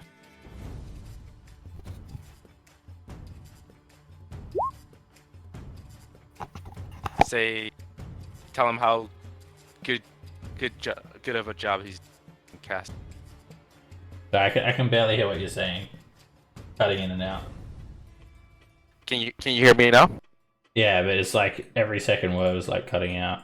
You're like, Oh yeah, sorry. I was saying that I was going to go over to Kirif and tell him how pat him on the back and tell him how good of a job he's doing. Cast Cure Wounds on him. okay. Yeah. Ooh, that's awesome. Also, remember, don't you have that shield of arrow catching? Doesn't it give you like extra AC on ranged attacks? It does, you're right. I get, I think, a plus. I thought it was like an additional +2 to ranged attacks. Oh, Okay. and can I say that I go prone, please? Sure. Drop prone. Okay. How much did Alright. you heal me for there? 11. 11. Alright, both skeletons. They attack Adult and Stingy, who are prone. Oh shit. This one, they see That's a very nice. good opportunity here, and they take it. First skeleton lunges at Stingy. But you roll out of the way. Dodge it. So, Oz, can you go and push the talk, please? Oh, sorry. Second skeleton, it lunges at Adult. And Well, Adult, it hits you for 4 piercing. Okay.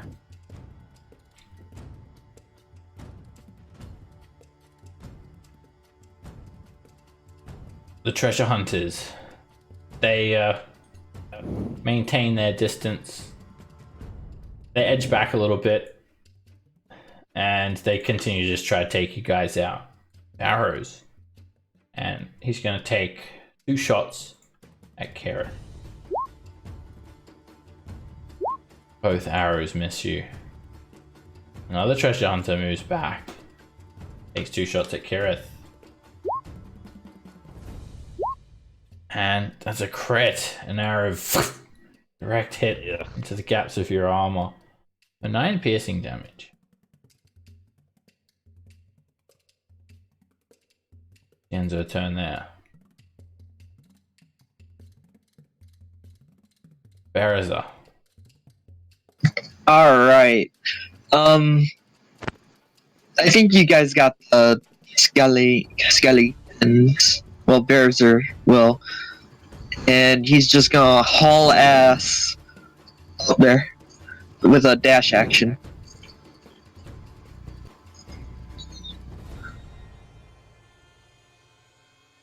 Wait, where was I at? I was like right here, I think. Yeah. So, Yeah. yeah. I was probably gonna go like that. Okay. Alright, you rush up towards them, and as you start running over the dunes, they start to move back Oh, and frantically begin shooting. Damn it, he's incoming! I'll take off your reckless marker as well. Not reckless. Yep. That arrow misses. That one hits you for 5 piercing damage. I'm still raging. Oh yeah, 2 piercing damage. And it's also enough to keep your rage going as well. Fuel the fire! Alright, this guy, they're just yelling, "Kill him! Kill the orc!" And they all just start focusing on you, Bereza. As they edge back, they fire. Kirith. I smell the fear. I will finish this one off, hopefully.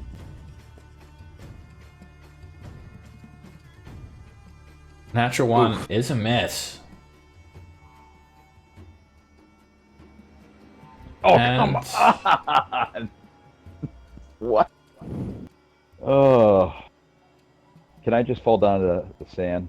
You did something to piss off Ariel or your dice. I can't tell which. Ariel. Or it just brings up something from like 2 weeks ago, just randomly. I saw you swing- looking at the. What were you doing visiting the blacksmith the other day? It's a blacksmith. I Oh, swing yeah, I my heard- sure. knife. There were all sorts of other weapons on those racks there. I heard I he was wasn't getting another looking. sword. I was just looking. I wasn't buying. When you try to swing, your hand sears with radiant energy, cause you to miss both attacks. I. Right, Laron. All right. Move bit as far as I could go, and hopefully that's enough. It is. All right. I'm gonna magic missile at second level, which gives me 4 to send 2 to this one and 2 to this one. Alrighty. Just in.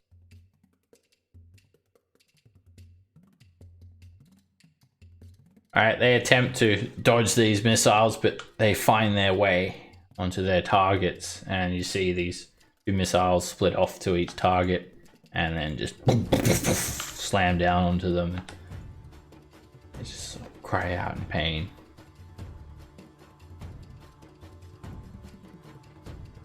Stingy. The Widge will stand. And then he will use his action to move his boulder. Let's see. Just kind of like to there. Okay. And I would like it to look like I'm levitating it with my brain. Because I'm a powerful boy. Powerful boy. And I'll scream, "Oh, I'm gonna throw the boulder at him!" They Gonna just cunning start action yelling. dash. He's got psionic powers, kill that one first! Cutting action dash away from the skeleton, take an attack opportunity, Alright. leap into that 25-foot square, and stay standing. Back in bed. As he starts moving, the rock bears just yells out, "Can you smell what the rock is cooking?" Exactly. Alright, the skeleton's gonna lunge. And he catches Oh. you for 5 piercing He damage. does. Don't drop concentration. Don't drop. That would be very awkward if you do. I'm Can so you spell it? powerful. That boulder's coming! God damn it! Did you have the? Did you have your I have- modifier? I have DMI, but I think I had to declare that before. Yes, that gives you advantage. No, not the DM's inspiration. I was talking about your bless. I don't have bless. Oh, you didn't get bless. Oh, Yeah, it was you. I had it. You, me, and Bears. Oh fuck! I was using that as like a bluff. I'm gonna drop prone. Alright, the treasure just look. Wait a second! It was an illusion! No, it was a rock. It just disappeared. Alright. get him! She crawls forward and takes a shot at you, Stingy. She's actually going to crawl forward 15 feet and take a shot at you. Disadvantage. And she's having trouble using a bow laying down, understandably. Damn I can't it! do prone. I can't do anything. At all. Okay, I'm gonna stand up and take some swipes at the skeleton. Can you hear me? Sure can. Yes. Okay, all right. Why do you attack the skeleton? Well, I missed him twice. That hits. Oriole, angry. Okay. Alright, you stab the skeleton once for 9 damage. Not quite dead. That hits. And you just clunk the dagger into the skeleton, causing it to drop to the ground. A big pile. Okay. And then I'm gonna bonus action healing word myself because I'm not looking so. Alright, 7 And- healing. Okay, the remaining skeleton. It chases you down, Stingy. It runs up on you Of course and it does. tries to stab you. Yeah. And it hits. For I'll 4 dodge that piercing. uncannily. Okay, Fuck you this guy. sort of roll around on the sand as it approaches I you. do. I throw some sand in its eye hole sockets. Doesn't do much. Pocket sand. You fill up its eye sockets with sand. Quite literally, pocket sand. Alright, this treasure hunter, he stands up, take his shot at Bereza, and as he does that, he moves back, and then he drops back down. Both arrows whiz well by you. This treasure hunter, she does exactly the same thing. She moves back, shoots at Bereza, and that hits you for 2 piercing damage. And Bereza, you're up. Alright, so I'm just gonna keep on trucking through. They're just yelling, Dash. shoot quicker! Ah! Come close, I want to tickle. Alright, this guy is just sort of trembling a little bit as he struggles to knock an arrow. He shoots at you, Bereza. And he catches you with 1 arrow for 4 piercing damage. He's keeping you coming. He This doesn't realize guy, this. he is going to move back to the side a bit. And he's going to try and shoot you, Bereza. And you've actually got half cover against this. That hits for 2 piercing damage. The other arrow sticks into the sand. I'm just literally a walking porcupine right now.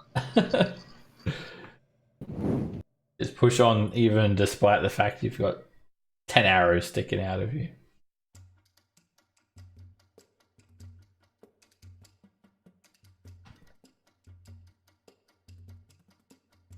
Gareth.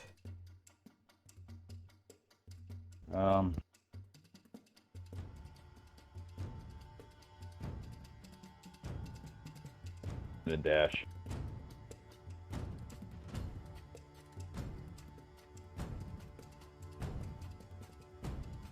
Difficult terrain, so you can go Oh, sorry. 30 feet with a dash.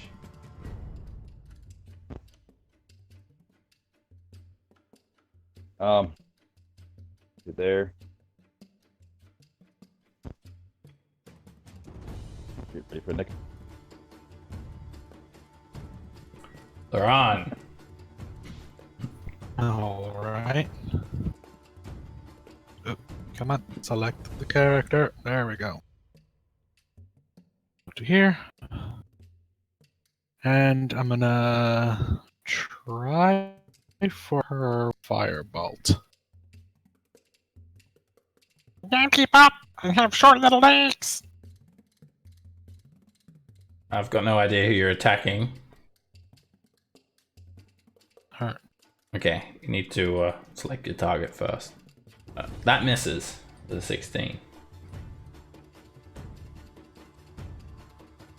Alright. Dingy. Alright, you bony charlatan. I stand up. I've had about enough of you, so please leave me alone. And then I'd like to stab him with booming rapier with no sneak attack. More. Let's see. Let me take that off. A booming rapier. That hits. Alright, you hit the skeleton and not quite enough to destroy it. Do surround it in thunderous energy. I shall burn the section. Disengage. Nah, you know what? Screw it. I shall take the risk. I shall bonus action. Dash. Cause fuck this guy. I'm gonna run away from him. Okay. What? Leap. Woof. Alright, he swings, Haha. and you're a bit too quick for him. His attack falls short. And then I shall drop the prone in the den. Okay. Alright, she stands up, and she is going to move over here. Actually, she's going to stand up and dash up to you, Stingy Widget. Drawing a long sword as she does, putting her bow over her shoulder. Ah yes, this was my plan all along. At all.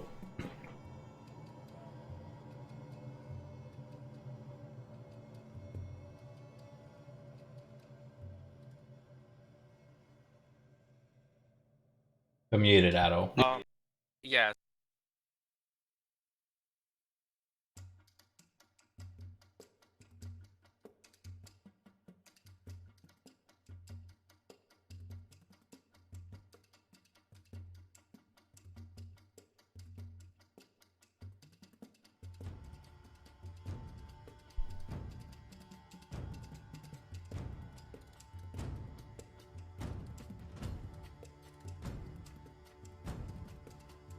I don't hear any. You guys hear me? I Can you hear me? There's 8 all now. You can hear you. He's miming. He's miming.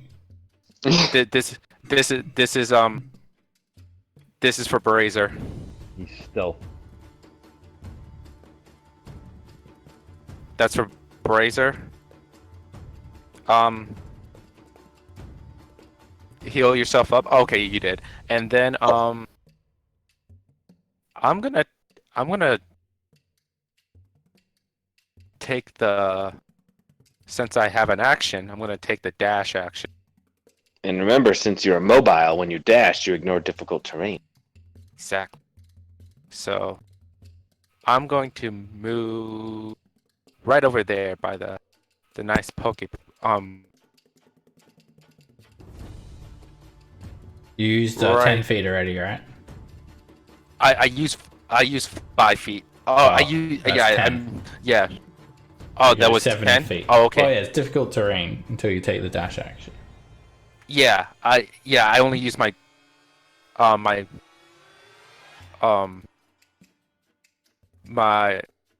Bonus action for healing word. yeah. Yeah. Okay. I don't know what my computer. He's Ignore doing that. the Naruto run. Yes. So you I've you moved first before you took the dash action, right? So that was 10 feet. So you got to go back. You only got 70 so I feet can't- then. So I can't dash. It can, but you already used 10 feet of movement. So you have, with a dash, that leaves you with 70 feet. Okay, so I'll just move back a little bit right there. He's okay. All right, and then I end my turn. I don't know what my computer's doing.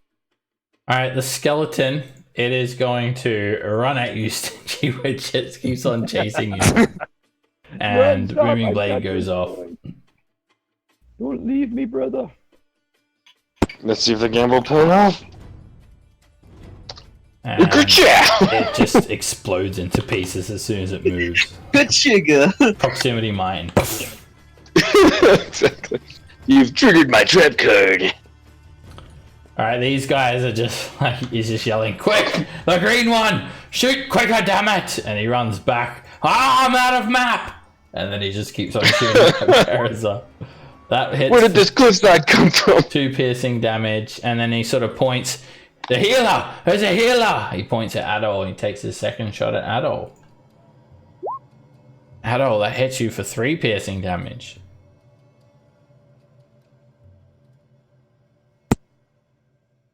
Alright, she is going to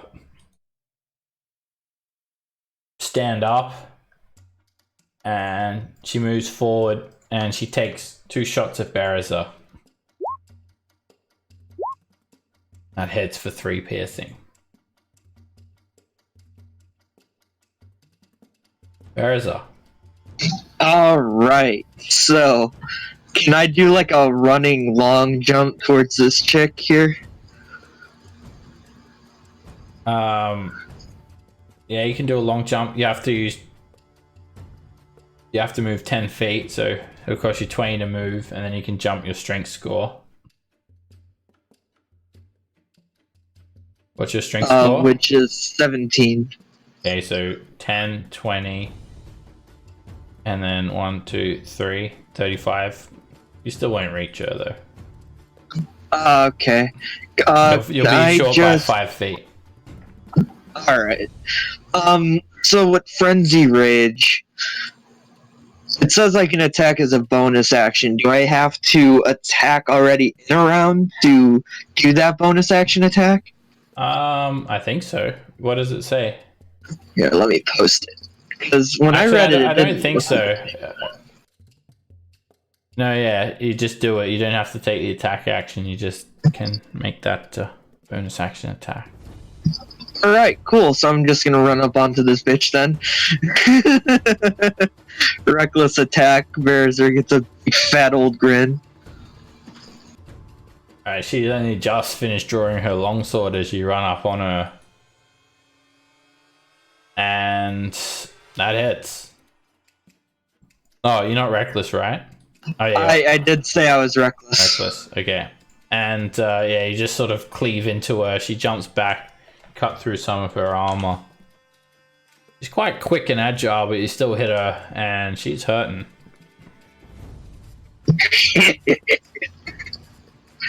Alright, the treasure hunter. This guy sort of moves forward, and he's going to stand up, and he's going to stay standing and keep on shooting at you, Berza. Try to help her out. That hits for 3 piercing. Takes another shot, and he hits you for 2 piercing. Through the 5 points. This guy stands up as well, and they all have long swords and short swords, sort of sheathed by their sides. He moves forward, and he focuses on Adol. First arrow misses. Second arrow misses. Kareth.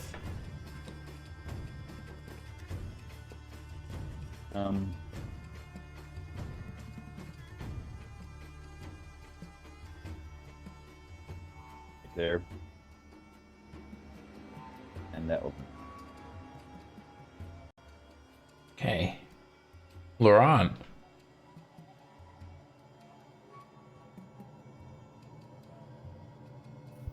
Alright.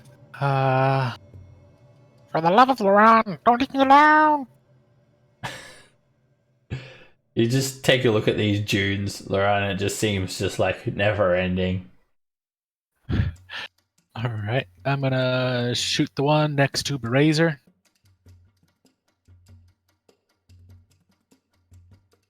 That is a mess. Sort of screeches off into the distance. Denji. I'll stand up and say, yes, it's all going according to plan, and then booming rapier at this chick. Doop. Crit. Oh, It's a crit. according to plan. Dead. She fucking dead, dog. Alright, you just hit her with that rapier, and then it just explodes her chest out. Usually I blow their backs out, huh? And then Stingy cries because he's a virgin. 5, 10. Let's see. And then You see just a big chunk that is just sort of missing from her chest, a big cavity, just bits of gore splatter everywhere. And then I'll bonus Man, action you're dash. evil. Why? I'm joking. I was gonna say, and then I'll, with my dash, that gives me 45 feet with difficult terrain. It gives me 40, so I will run 20 feet and then jump 5 behind this rock here and go, and then drop. You know, I won't drop prone. Does this give me cover in any way? It could, yeah. No one's attacking from the other side of it. Then I won't drop prone, just so I'm a little more mobile, and I will pass turn. At all. I take the dodge action, a little shuffle. Looking at this guy challenging me, and while I'm doing that, I'm gonna give Razor some healing.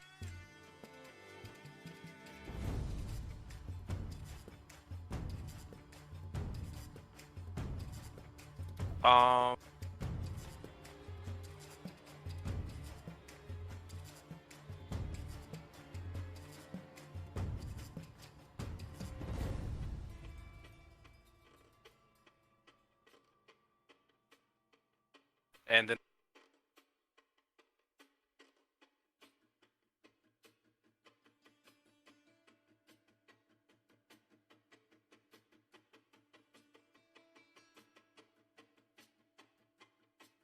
Alright, this treasure hunter, he stands up and he starts shooting at Kirith.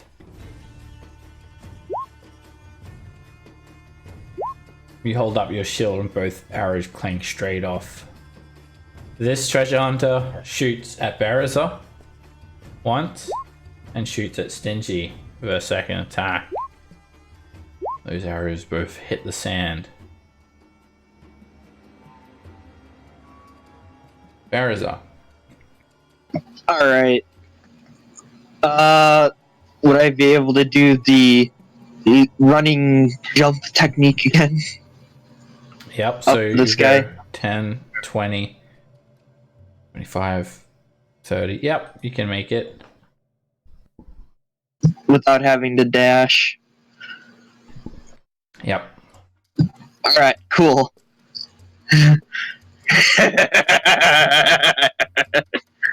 Recklessly attack this guy. Alright, you leap over towards him, and as you come down from that jump, you're swinging. And that hits. You just land on him with your axe. And you slash him across his chest.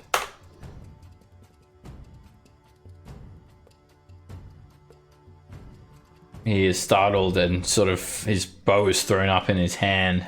You hit him with a second attack. Sort of just drops the bow at this stage. As you slash him across the arm, blood lines the sand next to him. And then with the last bonus action attack. And this time he's able to just sort of flip around and dodge as you cleave into the sand with that attack. Alright, this guy is going to squint. And he's looking for Laurent somewhere. And he sees him. And then he takes some shots at Laurent. First arrow hits, 2 piercing damage. Quickly knocks another arrow.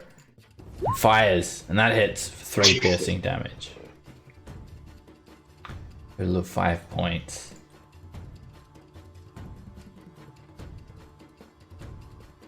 This guy, he as he's sort of flipped out of the way, he's drawn his longsword, and he just comes in at you, Berezer.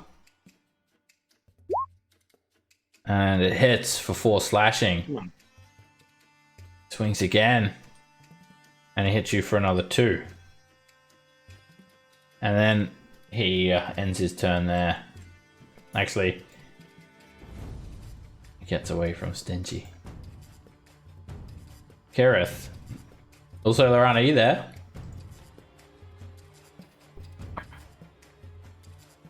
Hello? Yep, hello. There, you got hit before. How much? For 5 5 points. in total. Okay. Kirith.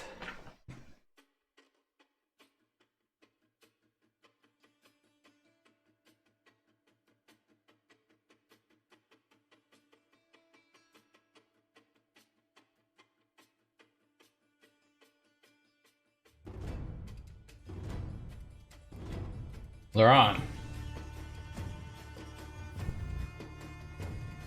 No, come on. And then I'm gonna shoot the one with Okay with? No. Fire spell. That hits. That was the one that was shooting at you. You hit him for 5 damage. And Never make Laron a porcupine. he's sort of not sure if he's going to reach for his blade and fight Kirith or keep on trying to shoot at you. Stingy. Alright, let me take a look at the field here. Might as well take out a dude. Stingy will poke out from behind the rock and shoot the guy who's next to Brazier with his short bow. We'll see. A crochet. That is a hit. He's quite agile on his feet, but you intercept him with the arrow and it sticks straight through his neck. He hits the ground dead. Oh, he did. Alright, and then I will actually, from here I'll actually drop prone. Okay. And then I believe I shall pass turn from there. Duck down behind the rock. You knock another arrow here over the edge. Just sort of like exactly like that. Bum bum bum That was bum a bum bum. Yeah, I'm like whispering. I'm humming that to myself. Sorry.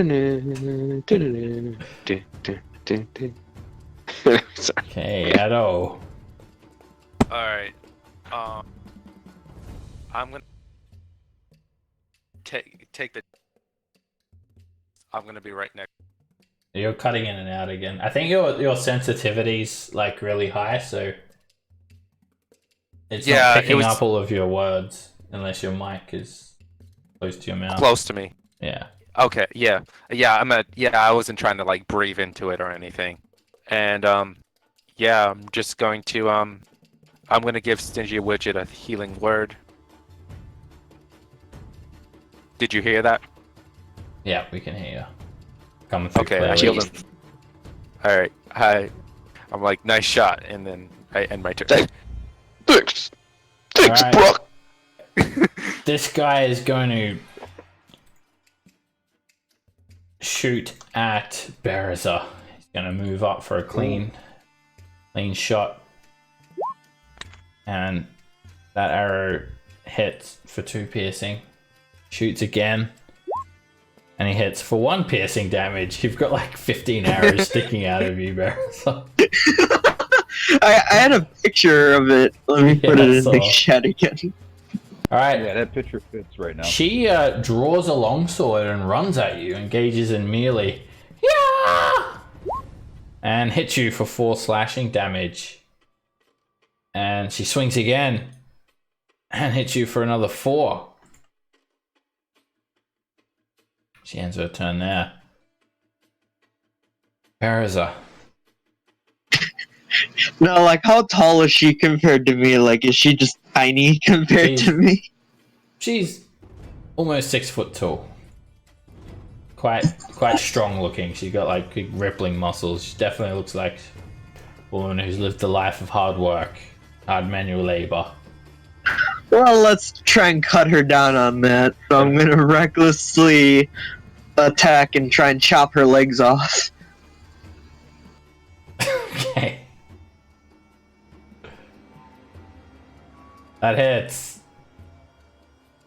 Alright, she jumps back and you sort of just catch her leg and it starts bleeding pretty badly.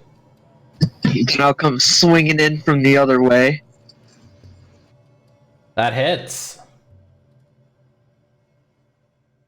And you slash her other leg.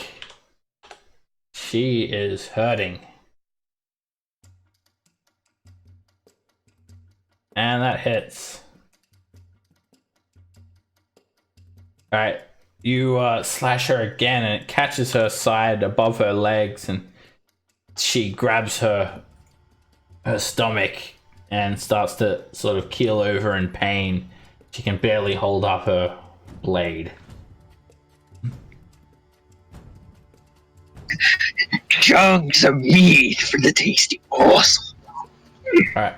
This guy sort of looks at Kirith, looks over at Laran, holds his longbow up.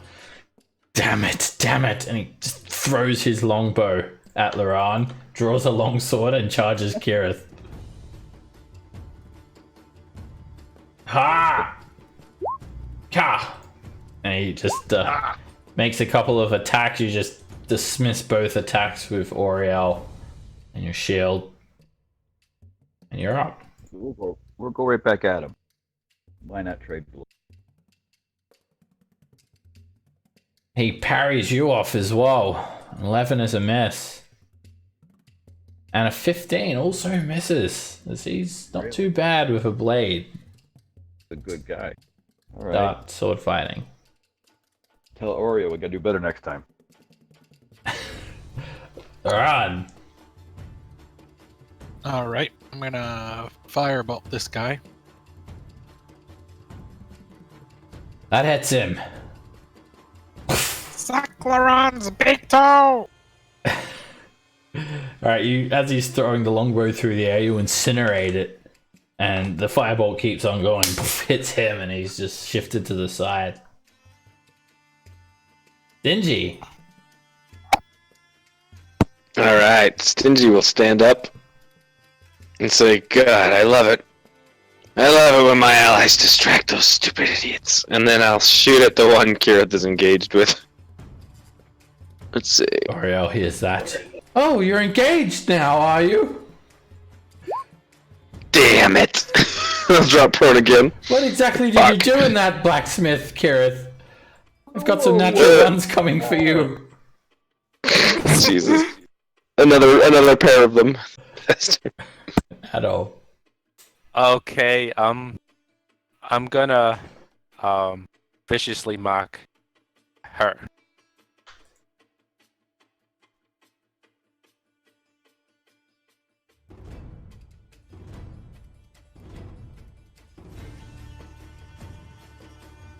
Alright, suddenly her eyes widen in a look of horror, and she grabs her head and just starts sort of shaking her head side to side. She just screams, "Ah!" And then she falls to her knees, and poof, her nose bleeds as she hits the sand face first, dead. This guy, he just keeps on unleashing arrows at Bereza. Knocks one, fires. Oh shit! It's a crit. This time he splits an arrow, Bereza, and you start to feel a little bit sluggish as you take 5 piercing Spot damage. he hasn't hit yet. Yeah. That spot he hasn't hit yet. He hits the only spot that hasn't got an arrow in it already. He fires again, and this one hits you in the leg for 3 piercing damage. And you're starting to feel all of these arrows now. Bereza. Can't stop. Retreat. And I'll like limpingly dash up to this guy. Alright, as you run forward, you're just moving and arrows are just you're just like snapping arrows or grabbing arrows out of you and throwing them to the ground, and this guy just looks at you like frightened. Ah! Bicycle! And then I'll recklessly attack him.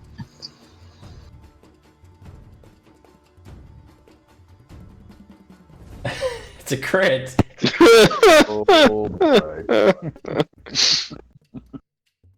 Alright, you just like he holds up his bow to like quickly knock another arrow. He looks up and you're already on him, and you just slice that arm clean off, and the longbow drops to the ground, still holding on to the arm, or the arm still holding on to the longbow.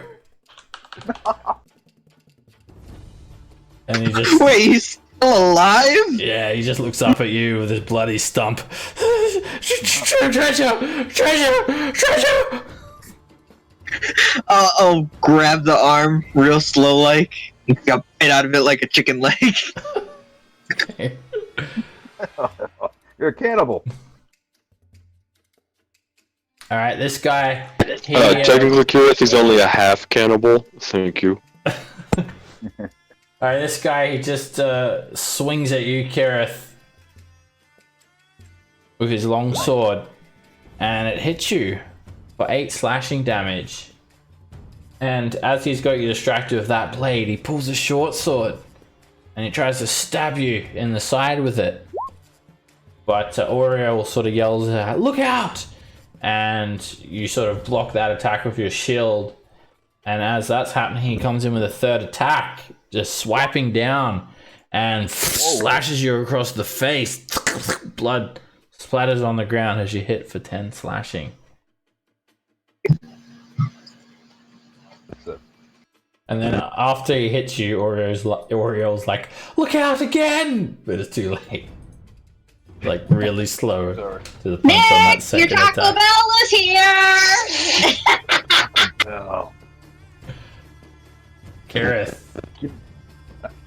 Okay, I'm at 7. I gotta give myself my last 10. So I'm down to 0 and I'll be up to 6. Okay. Use another lay on hands. That's all I have. Alright. Laurent. Alright.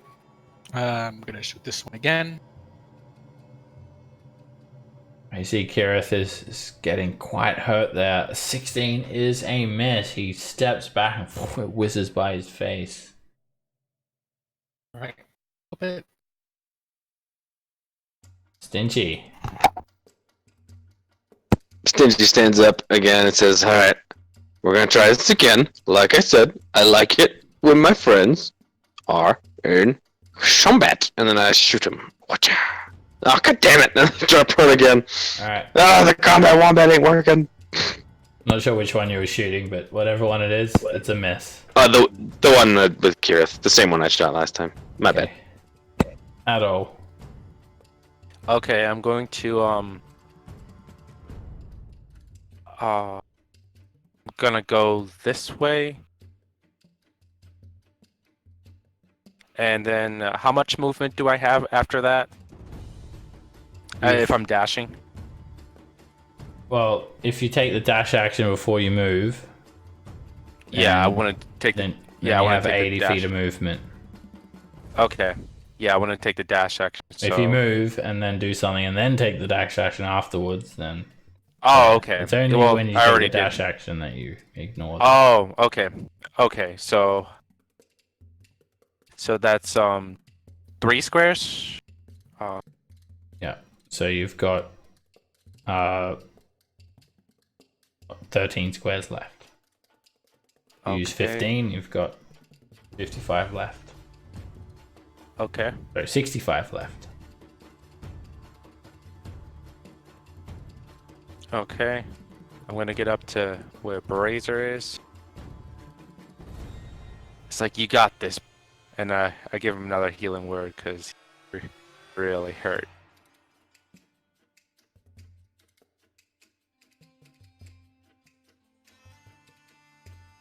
It's a lot of arrows. You are out of spell slots for that. Yeah, that was my last one. Is it? Yeah. It's saying that your slots are expended already.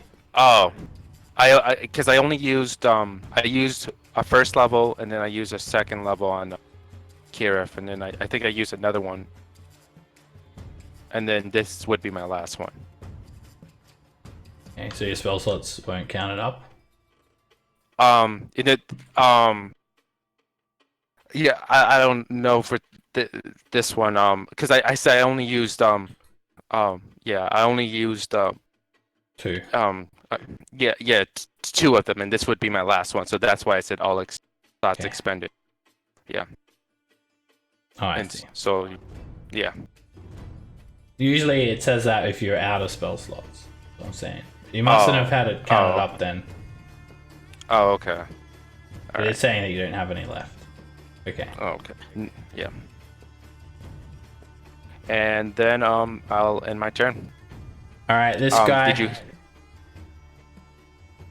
he sees you healing Berazar, and Berazar in a rage, so he tries to get away from Berazar. He moves down here 10 feet and he lunges at you with a longsword arrow. And he hits for 11 damage, knocking you to the ground unconscious. I look- get it. It's one-handed. And then he then just hacks at Berazar. And The attack misses, and then he tries to get away from you, provoking an opportunity attack. He starts sort of struggling, limping off. That hits. You cleave into him. And you slash him across his back. He's sort of thrown forward and he's almost dead. Baraza. As he's like falling forward, I'll try and like swing for the back of his head recklessly.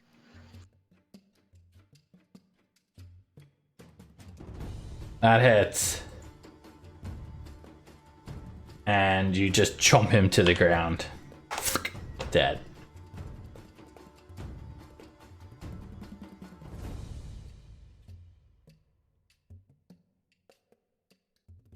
And then can I do like that running long jump again to get next to this guy? How much do you use then? 10? Oh yeah, I think so. You don't have enough. You'd use 20 feet to move up, and then you'd get another 10 feet, so you'd fall short. So I'd get like right here. Yeah. 5 feet. Well, Too I'll short. chuck a javelin at him. Okay.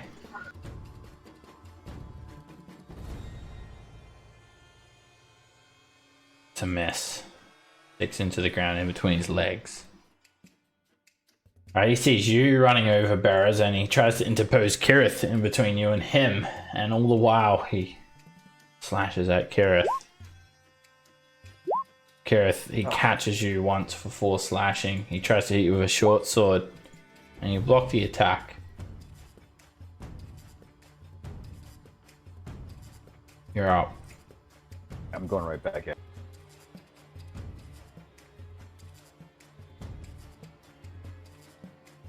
That hits. You slash him back with Oriole, catching him on the arm. Attack. That hits.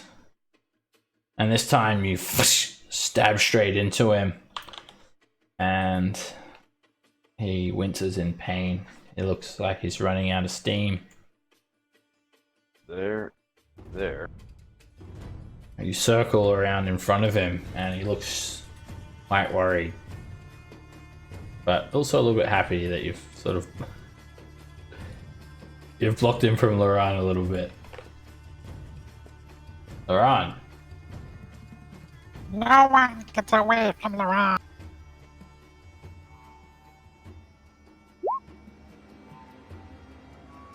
That is going to be a miss. You try to shoot by Kirith and you inadvertently miss him as well. Barely. So close. Except for this one time. Stingy. Stingy Midget stands up again and says, "For the last time, kindly die. Damn it!" As you say that, you just like step forward and there's a little bit of a sinkhole and you just sort of fall through this hole in the sand and you have to throw your hands out to catch yourself from falling on that rock. You're mesmerized by my fighting skills. Yeah, I'll take the dash action combined with my beautiful jump to move 25 feet towards my bleeding out buddy in the sand. And then I'll pass turn standing upright. At all, make a death saving throw. Well, Natural 1, that's 2 failures. Uh-oh.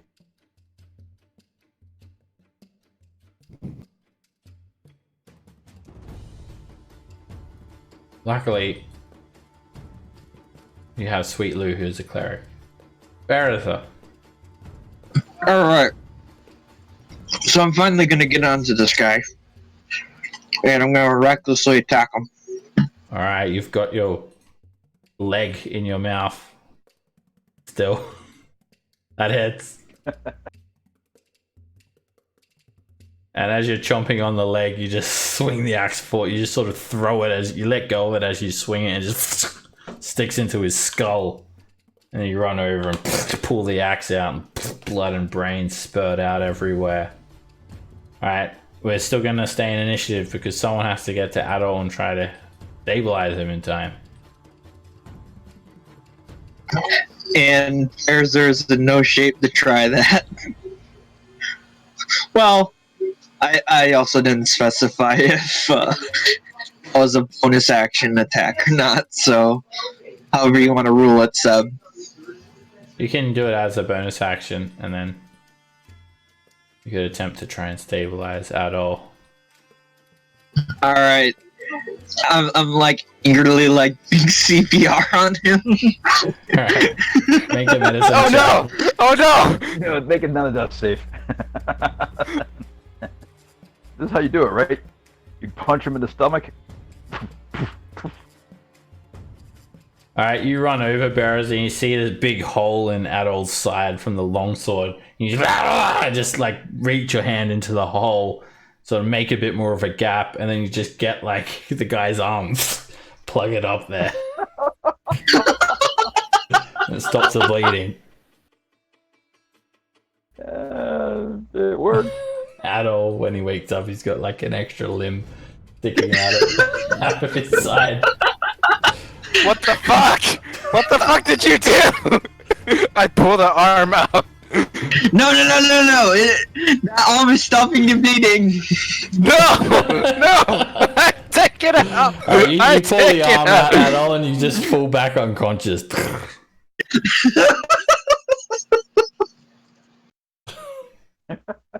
Okay. This It's is like that fun. scene in Castaway when he knocks the tooth out of his face with the fucking skate and just goes unconscious. Quick, put the arm back in. Maybe the potion will attach it in. Alright, I'm gonna put the arm back in. I'm gonna take it out! I'm gonna take it You're out! unconscious now, Adol. You have no say in the matter. So I put the arm back in to stop the bleeding. I'm gonna stop. I'm gonna take it out once he does it, so that's what I'm saying. I'll give him a potion.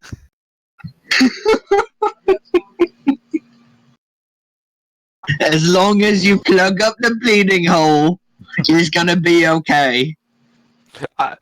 Did you give me the potion or no? Yeah. Alright, you pour the potion hoping that the limb will attach, but it doesn't.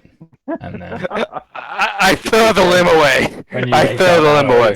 it's stuck on a little bit by a few tendrils of flesh, and it's sort of it's like when your sweaty back is like pulled off a sticky couch. It's like that. You pull it off and throw it God. onto the ground. We really need a cleric. God damn it. But Adol, I was a bit of a cleric. I did a smart thing and I stopped the bleeding. Not with other human flesh.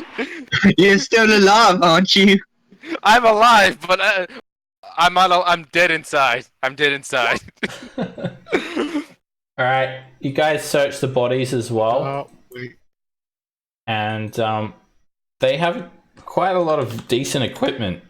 If you can carry it all, have 5 long swords, 5 short swords, 5 long bows, 5 studded leather armor,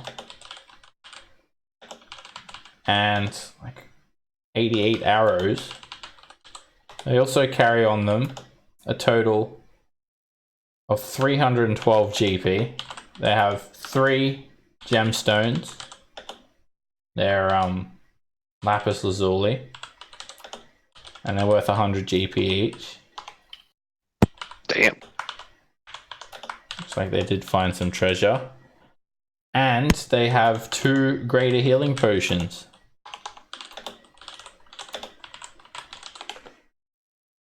All that stuff when you guys search the bodies. And I'll hold on to one of the greater healing potions, just so we don't have to pull it out of the bag. you guys quickly search the bodies. The weather continues to pick up. And I don't know if you can fit all the armor, long swords and short swords. I don't know how full that bag is. But Can it fit on the boat? I just want the gold and the You wanna go gemstones and the back? potions. No. Oh no! Oh, the armor Oh, would weigh 80 pounds. We could get you like 50 GP or something. And the long swords would weigh something. Doesn't have the weight. Oh, there we go. Long swords and a long bow are not that heavy. Long swords are what? 15 pounds. So about 100 pounds for all that stuff. Bag of holding can carry 500, so you have 100 spare, Laron. Don't think we have a lot of stuff. Full up.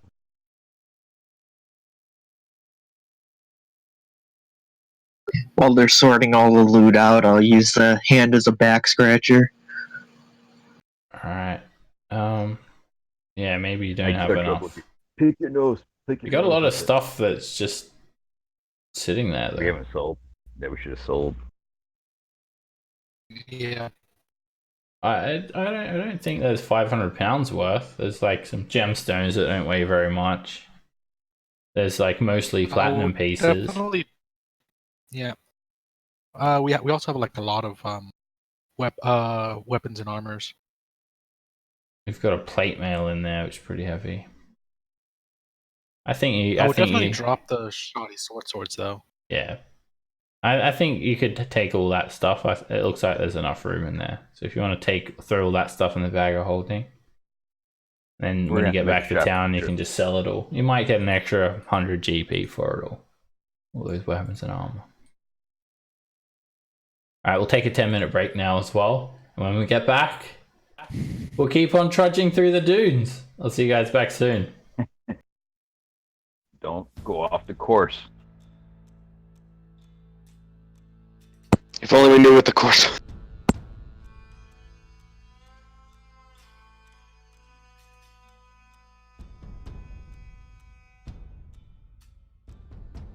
All right, it's all on the party loot.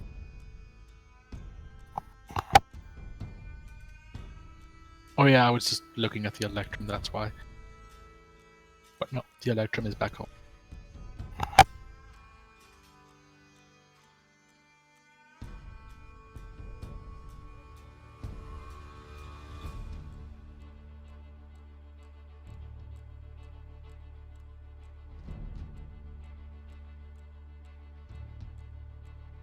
That was a close one.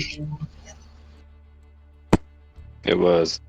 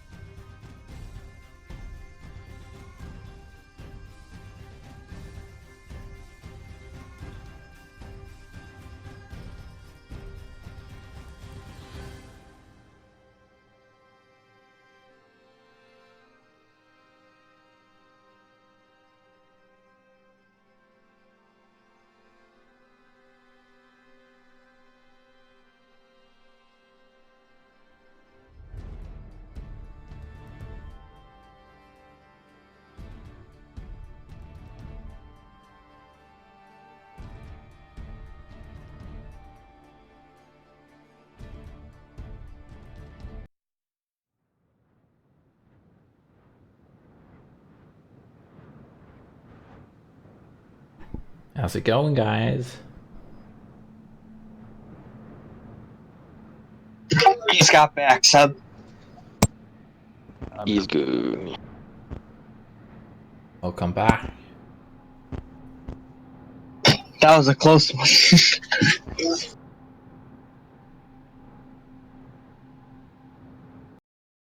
looks like there are others who have some vested interests in this island, or perhaps just some opportunistic pirates looking for treasure.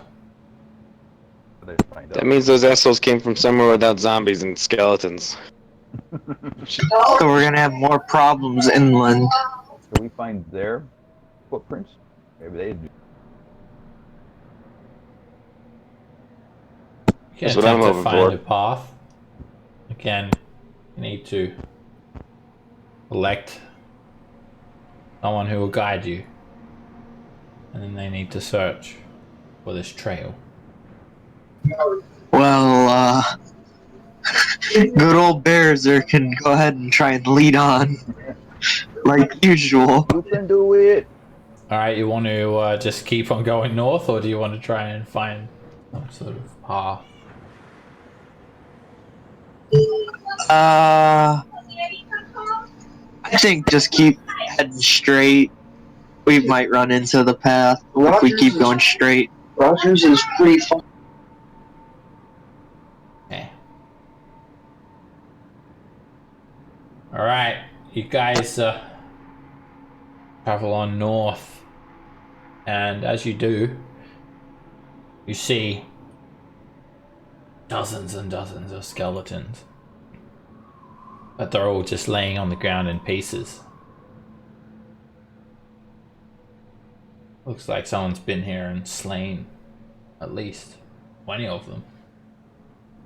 And this continues on when you look off to the north. Around you, in every direction, there are hundreds of slain skeletons. What do you go? Oh. Be safe. Could have been the same party. Well, do we want to take this moment to rest up?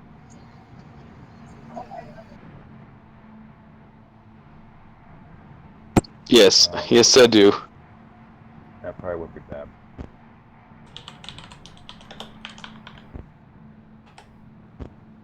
Okay, you guys feel like this is as good a place as any to rest. You're surrounded by dunes, and it looks like all the skeletons have been dealt with in the area. Mill about here for an hour. During that time, it's all clear. Everyone take a short rest.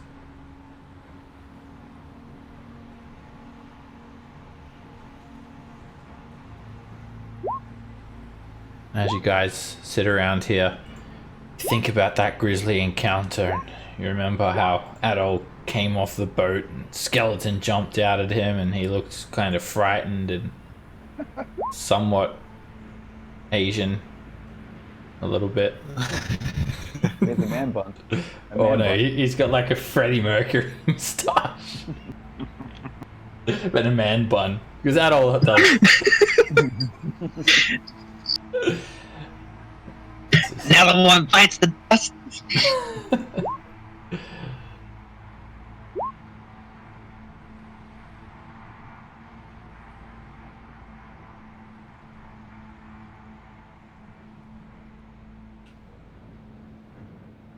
Alright, you guys rest up and you start to feel a lot better. And you're ready to press on. Everyone good to go? Got good rolls on those hit dice as well. Hey, Adol. Adol is fixing up his man bun. His mustache. Hold on a second, I gotta get it just right. Man, they really messed up the hair. You comb the stash. He can Are you use there, them. Adol? He can use Yeah. them. Are you there? Yeah, I can. I just got back. Yeah, I usually don't do the Song of Rest, so I'll do it this. Okay. Because he's such a good singer. He doesn't want his songs to sort of become stagnant. Right, you can all roll a d6 as well onto your hit die. Oh, a D6? I thought it was a D8 because a of my D8? inspiration. Yeah, it's a D8. Yeah. Is it? It goes. Yeah, Oh yeah. yes. Hold on, I can pull up the ability. Oh, I poor thought it goes up at Laurent. level 9. Or is that inspiration? Hold on. Actually, yeah, level 9. Never mind. Never mind. Okay. Yeah. Alright, well, you can re-roll. Good for Laurent, not so good for Beres and Gareth. Hey! Hey! Okay. Where's the 6? Where's the 6, Gareth? Alright, Adol breaks out with his favorite Queen song. And time for you guys to press on. What does Beres do? Beres just goes straight the entire time, doesn't he? Right? Wait, hold on. Wait, hold on. Can I try to attune to that pipe while we're taking a short rest? Yeah. Does it require attunement? Who's got that? Brazier. I think Brazier did. I was gonna ask him if you try to smoke the pipe so I can try to remember the pirate's path. No, I don't have the pipe. Well, who has the pipe? Oh, Zilch has it, right? Oh no. Wait, who has it? I think it was in the bag. Okay. We'll get it. Oh, there it is. Somebody. It doesn't require attunement. Oh, okay. Can I smoke it and try to remember what he said?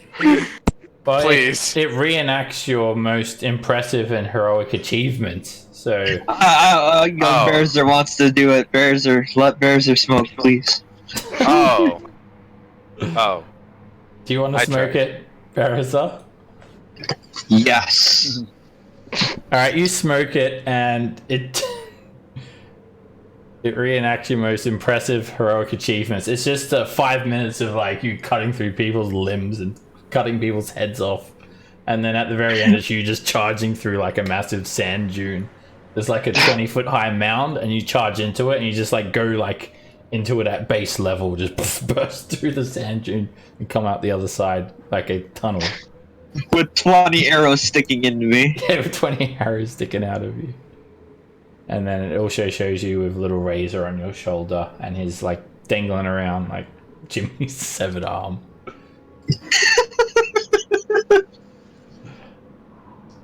Alright, you guys continue on. Bereza leads you straight through the dunes.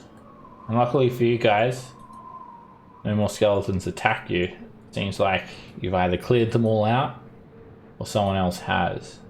Because you see many, many more skeletons. Maybe they're working on... They're all being destroyed. Make your way onto the isle.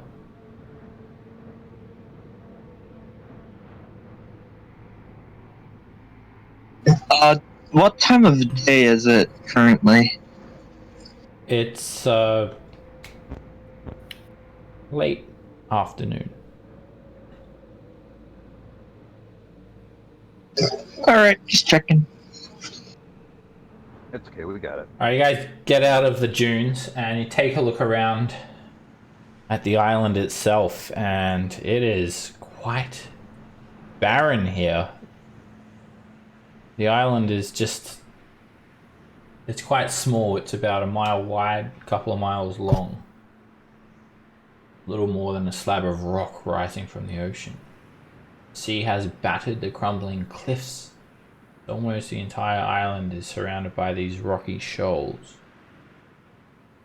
In the distance you see and hear waves crashing and splashing over the jagged rocks.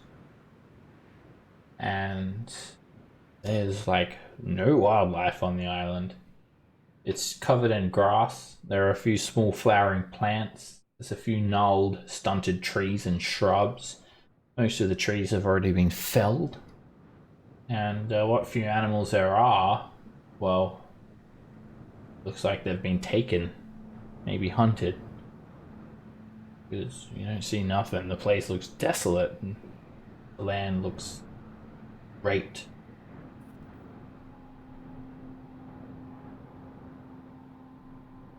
I guess we keep heading towards the Abbey. Okay. You guys head towards the Abbey. I'll have everyone make a perception check as you're making your way over there. It's about 4,000 feet. Not too far. A short journey. Short stroll. Alright, bearers, as you're making your way over to the Abbey, you immediately find that there is no Abbey.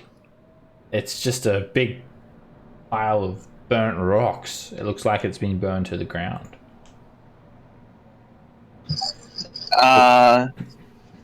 So, it doesn't look like there's an Abbey. Well, let's explore the rubble and maybe try to clear. That's good news, right? Dead necromancers? Yeah? Well, that's the thing, Bearaza. Amongst the rubble, you notice some movement of a humanoid shape. In fact, it just looks like a male human moving around, just sorting through some of the rubble, and he seems to spot you all moving overland, and he quickly sort of disappears behind a pillar of rock, out of sight. Well, there's someone in there, human male, and it looks like he saw us, so if there's trouble there, they're gonna be expecting us. Okay. Well, did we see what the human looked like, or no? He just wore some robes, and he looked like he was just rummaging around through the rubble, like poking around, and he spotted you guys, and then he just disappeared. There are a few sort of like walls remaining. It looks like it's mainly a stone structure, so there's some like 7-8 foot tall sort of crumbling walls. We can still see this like faded stained glass window. There's a little bit of structure to it, but mostly it's just the foundation stone that's being burned down to. And he just disappeared behind the pillar, and you're not sure like where he's gone because he doesn't appear again. Did he have like a discerned look on his face? Like was he like worried that we were here? With an 18, you didn't get a good enough look at him at all. You noticed him, but you couldn't really discern details. And Bearaza with a 22 could sort of tell that it was a human male. But then, even then, this was from several thousand feet away. So. Oh, okay. I guess we keep moving forward then. For that far. All right, you guys move up to this ruin, and you arrive about 50 feet away. All is silent. No sign of life. All that remains are just mostly these great squares of stone filled with burned and blackened rubble. Not only does it look like the place has been burned to the ground, it looks like it's been hit by siege equipment or something from the ocean, because you see lots of battled rubble and rock. You can notice this graveyard just out the front of the building, and it looks like it's been defiled. Gravestones have been knocked over, and even bodies have been exhumed. And like all the fences being sort of destroyed. Surprisingly, there is a pane of stained glass that's still intact. Very surprised. And the stained glass depicts what looks like some sort of wave. And everyone can make a religion check to discern what this. You recognize this. This deity depicted here.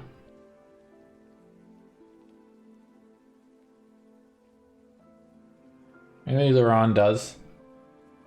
And you recognize it as Umberly, the bitch queen, queen of the depths, evil sea goddess. I'll relay that to the others.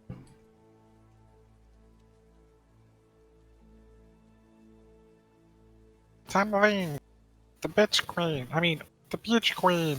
Queen of the duck. Which queen? Bitch queen? Bitch, like bitch, as in female dog, bitch. Bitch Gotcha. queen.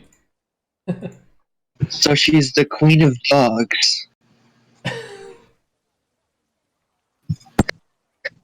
I'm gonna. Presence feels known. There's a graveyard there. Lots of skeletons. Let me do something real quick, guys, and I'll cast silent image to just make an image of like a dude. Okay. A dude with a giant cartoonish Flintstones stake, and I want to use a minute or two in my actions to just kind of move him about the graveyard and the opening here, see if it triggers anything. All right. You cause a dude to start moving around there. The dude. Yeah. Why you got ass girl again? It's just a dude with long hair and a nice ass. He Yeah, starts, dude who can crack walnuts with his ass. starts panning No the dude. area and seems to be all clear.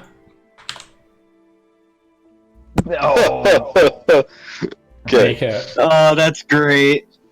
warrior in chainmail. He moves around and it seems clear. No skeletons rise up or anything like that. Okay, cool. Lobby dude Mo around a when little we bit. get into the actual temple. Alright, dude, go to the temple, and I send dude to temple. Wait, okay.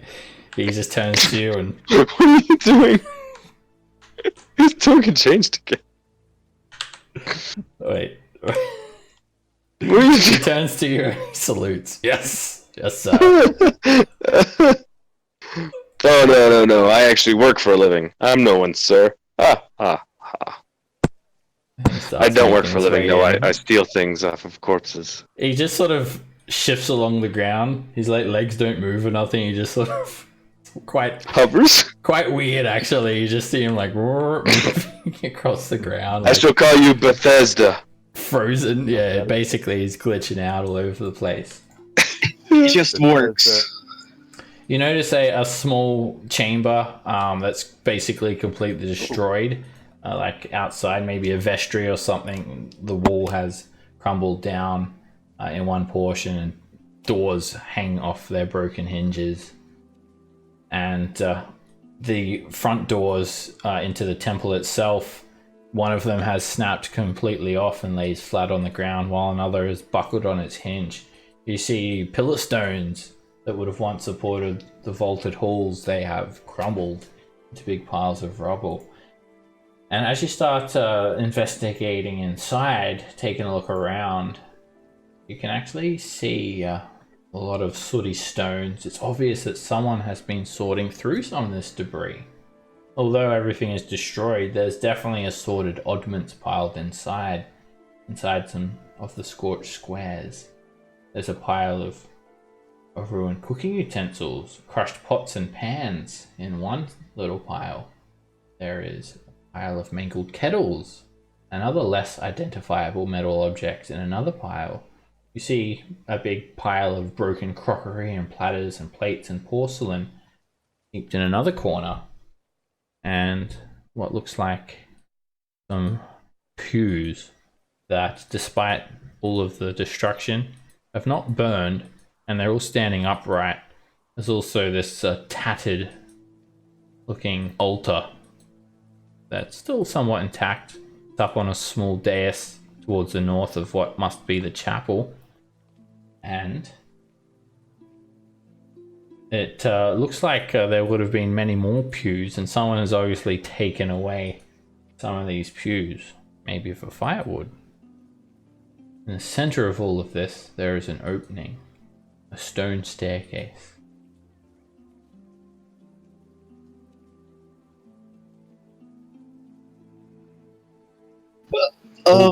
All clear, Captain. Yes, good. Now go back to where you came from, Meek Seeks, and I unsummon him. Alright, he salutes you one more time. before you unsummon him. A silent tear crosses his face. Can I look for like footprints? Make a survival check. There's been a bit of rain, and the rain has turned the soot into like an ink almost, so should be pretty easy.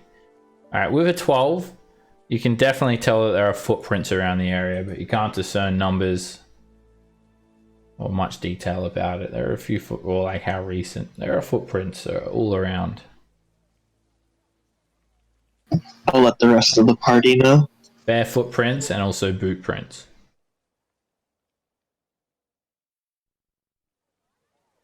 Huh. Well, this is the bitch queen, the queen of the depths. Are there any like? Do any of them look like they're Sahuagin? So, make a survival check as well, Denji. To examine them. Let's. Good year. The rain has actually let up a little bit at the moment. Alright, with a 14, you can tell a little bit more information. You can rule out the not Sahuagin footprints. There's no like webbed or clawed sort of appearances to any footprints. Good. Well, I mean, it looks like they're gone, right, fellas? Do you think we could just go get that 2,000 gold now? Yeah. No, we need to make sure. There's always more to it, isn't there? All right, lead the way, oh green one.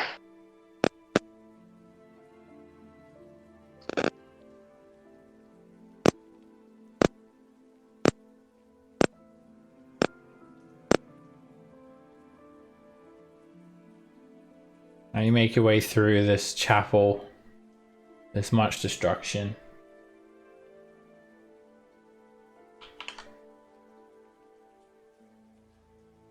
You don't see any signs of life.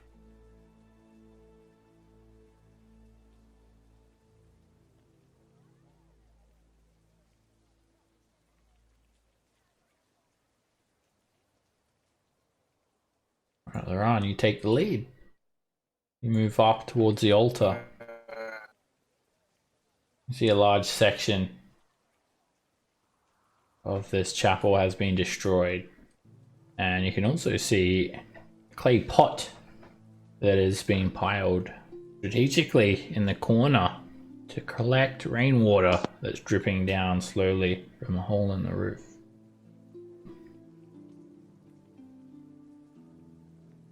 Well, it looks like someone's been living here for a little bit. Alright, from where you're standing as well, Bereza, now you've got a bit of an angle down. There's a 20-foot long staircase descending into a cellar that is blocked by a wooden door reinforced with iron bands.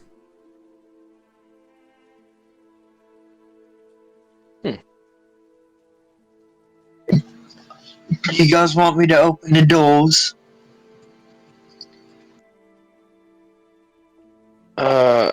Yeah. Actually, hold on.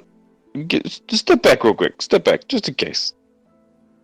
And then I'll cast Mage Hand and tug on the door with it to see if it's trapped or anything. You tug on the door and they budge slightly, but they do not open. You feel like it's barred or something from the other side. Okay. Probably can't pick a bar with lockpicks. You cannot pick a bar, no. Just there's not a conventional, like, there's not just a lock. It's definitely, it's like got that little mechanically. bit of, it's got that little bit of give that you'd notice if someone sort of, got a bar on the other side of it. Oh yeah. Alright, guys. I'll, stretch a little bit. Do you want me to work my magic on it? Let's look around first before we look around a little bit more before we go picking fights. Okay. But it looks like we may have seen all there is to see, actually. But Yeah, there is just make an investigation check, Stingy. Let's see. Hendrik Topaz. And then the investigation.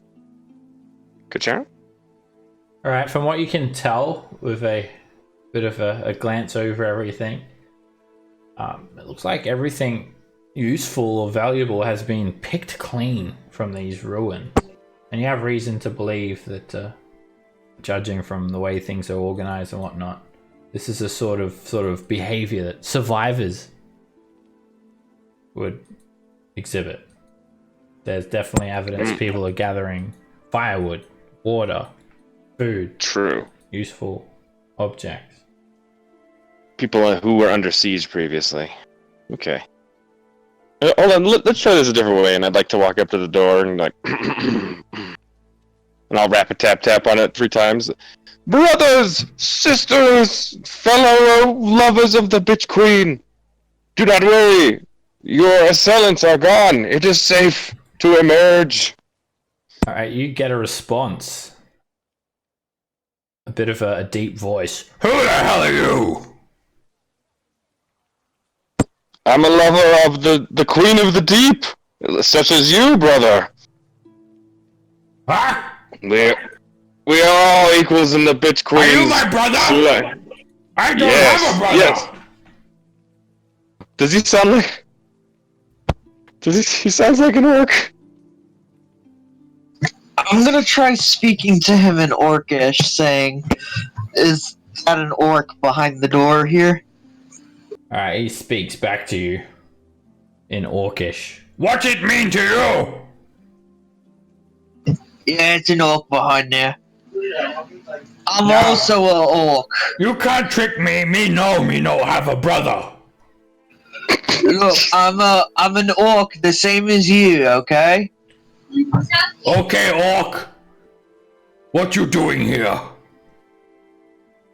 We were just coming to check out the ruins to see if anyone was home. Who are you? I know you're not my brother. Just tell him we have food, and I hand him a Actually- gemstone and some shinies, and I hand it to Brazier. Rations and food and beer. Yeah. Look, if you come on out, we got food, some money, some beer. It's all good. Just come on out and we can give you some.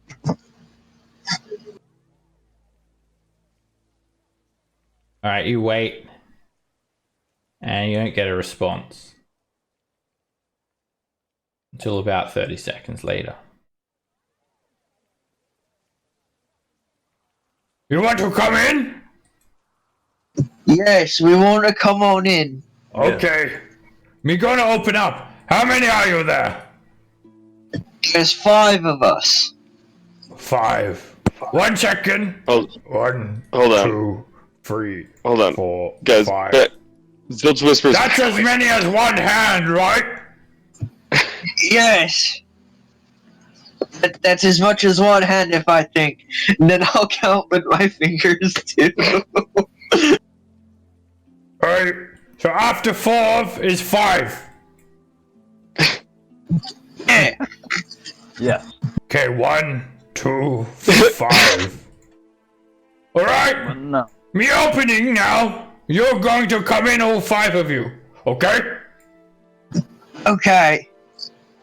We don't know what he's saying, so I'm just like looking around. He said he's gonna let us in. Okay. Alright.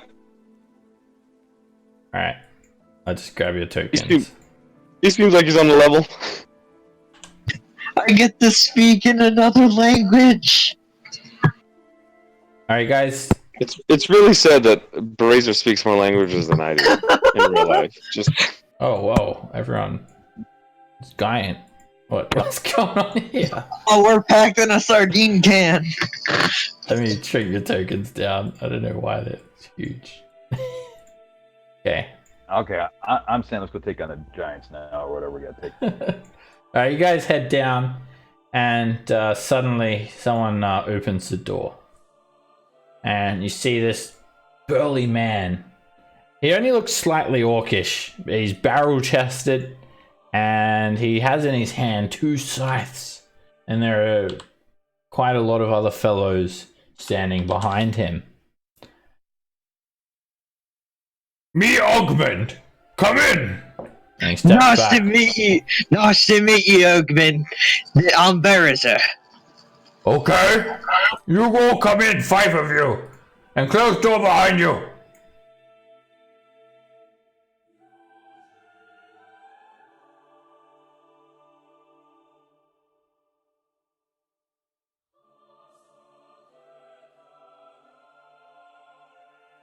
At all, you cast light. Oh yeah, sorry. It's actually lit up in here. I'm gonna just turn the lights on because it's daytime, and they have a variety of lanterns to illuminate the area pretty brightly. Come in! He's like, those who are still on the stairs, he just like tries to grab you, like take you in. He tries to grab you, Stingy, and just like drag you down the stairs. In now! Hi. And then when you guys get in, he closes the door.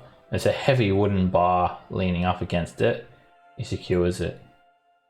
Okay, now! You give us all your weapons and food, or now you die! And he points his scythe straight at Kira's face when he says that. I talked to Oreo. Oreo, are they evil or are they just... Stupid? Yes. Huge? Yes. Evil? Probably. And you see this other man who seems to be standing sort of centrally to everyone. And he looks like a cleric. He has black armor, red robes, and a symbol of Umberly proudly shown at Which one is his he? centerpiece. Is that this one? This guy. Ozymandias. That's a hell of a name. Ozzy! Augment. Please. You are so brash. We've just survived one battle. Don't be so rushed to get us into another one. Now, why are you all here? Tell me at once. My name is Ozymandias, and I demand to know, as High Cleric of this temple.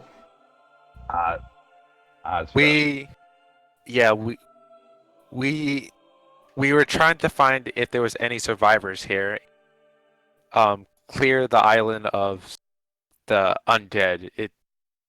It was scaring ships and whatnot. Why are we talking to them? We can just slash their necks and we take them. We take their food and then we take them.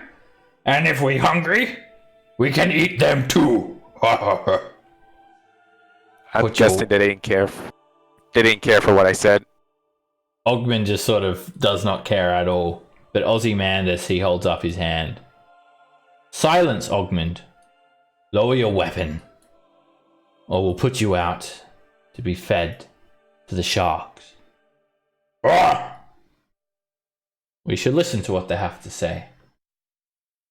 They come here on behalf of... Who was it? Sorry, I missed it.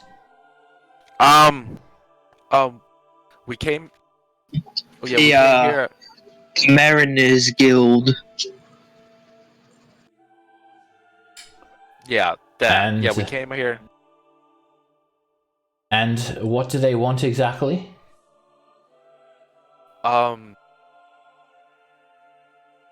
They wanted to...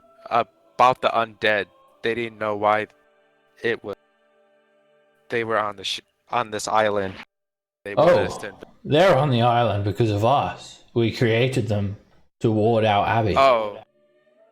Do you have a problem with them? It's not us that has a problem. They just didn't know what was going on, and they wanted to investigate. Well, you can tell them whatnot. everything is fine here. Well, That sounds swell. It Yeah, seems like a Gee whiz. good message for us to take back. Not gonna lie. Gee whiz, Oh, Peter. and you'll take 2 of my men back with you, What? so they can get supplies, so we can rebuild the Oh. Abbey. We've That suffered sounds fair. many losses. Very realistic. Yeah. I'm not asking you. Against who? You will do this for me, or you'll not leave here alive. What? You heard what I Who is said. it you're fighting? Well, can you at least have the undead not attack people that come by? I'm afraid I don't have the power for that. I've lost the scepter. That Where's the scepter? was responsible for that. Oh, that was lost long ago, friend. And you notice this sort of relaxed-looking elf. He looks like a swordsman, and he's leaning up against the wall, observing the entire time. And he comes off of the wall. Well, I, for one, want to get off of this island. Allow me to introduce myself. As he moves forward, he places his hand on this guy's arm. My name is Bayleaf, and I have been responsible for training most of the men around you in the art of expert swordplay. And I can assure you, with my training, well, Ozymandias' bluff, it may have more merit to it than you think. Because if I give the order, my men will attack you. Well, we did now that all we were doing, I was trying to find out what you were up to. Possible attack the people. That's all. Alright, also, Adol, make a deception check if you, just to conceal the fact that you're here to, like, kill them. No, I'm not doing a deception. No, sorry. just to hide the fact that you're here to kill them. So you need to make a deception check. I don't know if I want to kill them. Well, that's what I don't know. That's what you guys came here for. You were paid 2,000 gold to kill them. That's the whole reason you're here. That's the people? I didn't realize that. We're silly. Yeah, I'm in killing mood right now. I've been talking. Yeah, you guys are being paid to clear out the evil clerics. Mm-hmm. Oh, I didn't know there was arrow clerics. Oh, yeah, you know what? You're right. The cleric that just told you that he's going to kill you if you don't do what he says.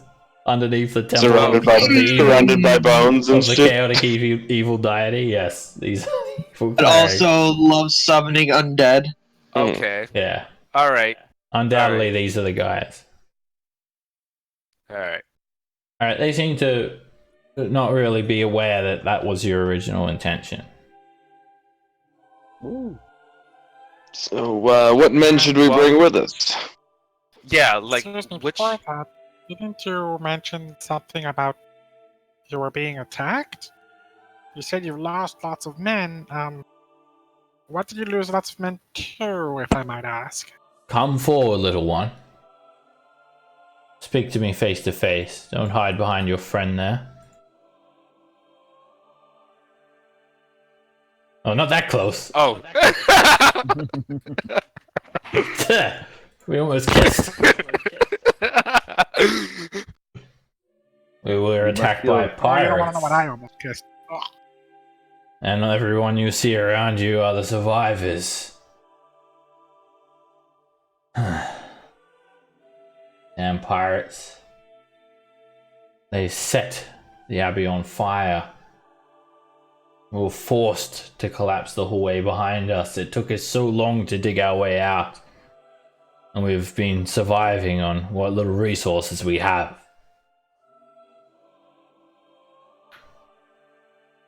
So, you'll do this for me then. You'll take 2 of my men back with you. And you'll be responsible for ensuring that they return with supplies. You understand?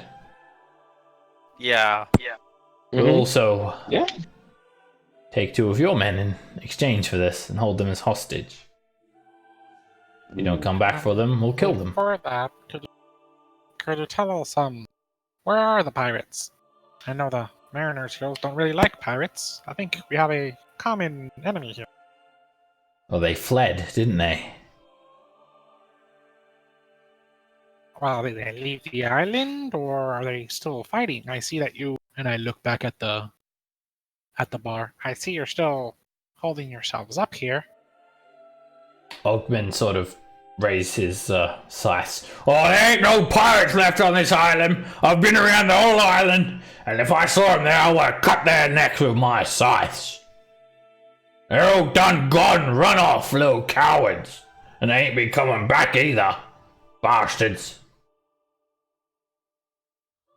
And you guys see a door open to the northeast, and this like robed figure sort of peer out from the doorway. Just like watching as well. Then Bailey speaks. Well, we do have quite a predicament here. So, I mean, honestly, if you're going to take 2 of my men off the island, Ozymandias, then I'll go as well, because there's no way I'm staying here a day longer.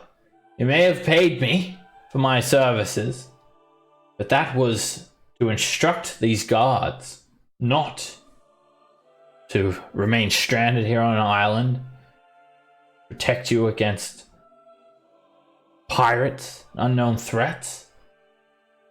If I wasn't so damn good with a sword, I would have been killed by those pirates. 500 gold. It's hardly worth my life, don't you think?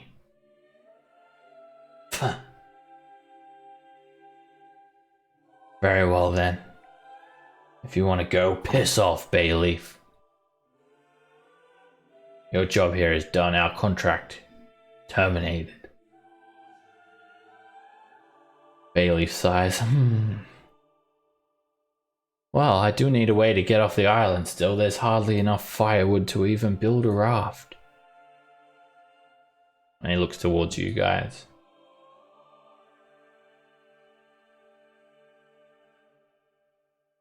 Ogman just starts like yelling. Well, how did you get here? Where's your boat?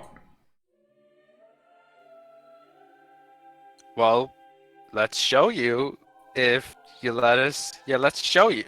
You want us to show you? Huh?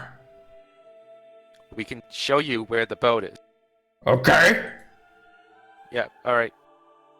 Follow me. Ozymandias, he sort of interjects. I don't think so. That big brute. He's taken a couple of blows to the head. He's not the smartest.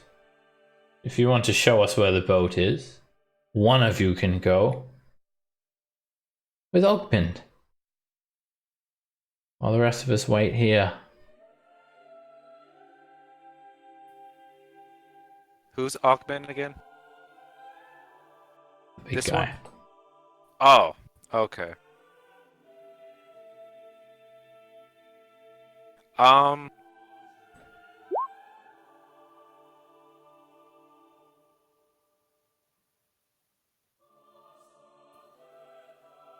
Is that?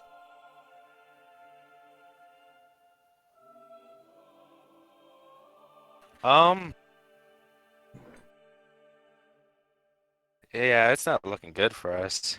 But Oh yes, Ozymandias says. Give us all your Yeah, food and it- water now as well. We'll be needing that. Think of it as an offering for visiting our humble church. And you can see a variety of other people. Some of them, like this tiefling, this guy, they just wear like light robes, these 4 people. But there is a drow and a woman with a horned helm. They're both armed in splint mail. They have long swords and short swords.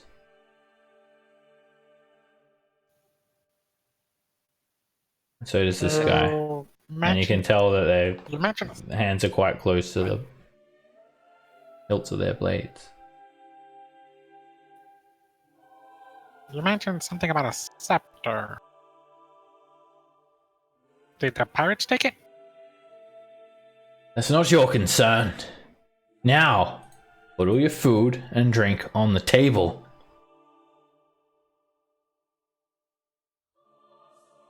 Ozymandias says. Come on. Now. Yeah! And he goes to grab you, Laran. Put it on the table! Stop that right now. No reason for... Huh? What did you say, stupid dragon man? Maybe we carve you up. Lizard is tasty. Me eat many lizard lately, and me getting hungry. We said that we would do it. You control your orc. Ozymandias sort of interjects as well. Shut up, Ogmund. I'll lead the negotiations here. But you better do as he says, because Ogmund, he has quite a temper. Oh, God damn it. My mic has been off for so long. I'll look at Ozymandias and say, look, guy, you guys are sure behaving quite hostile to the only people who are, your hope of survival. I see, count what, 10, 12 of you? How much food does it take to feed each of your mouths each day? You gonna listen to us and negotiate? Or are you gonna kill us now and then, starve to death over the next 3 weeks as you slowly eat each other? Your move. Well, what if we just kill you and take your boat? The boat's not even... Who said that we have the boat? Besides, even if we did have a boat, you don't know where it's at. Make a deception check, Stingy. Let's see.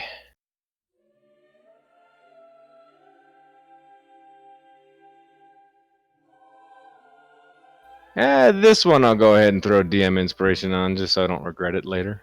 Okay. Yeah, 22. How did you get ashore then?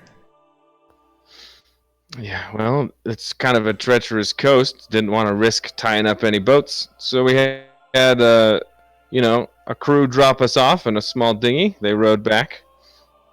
We're waiting. We got to signal them, and you don't know what that signal is. Besides, even if you could get off that island, do you think the boat's going to hold all 12 of you? What are you going to do?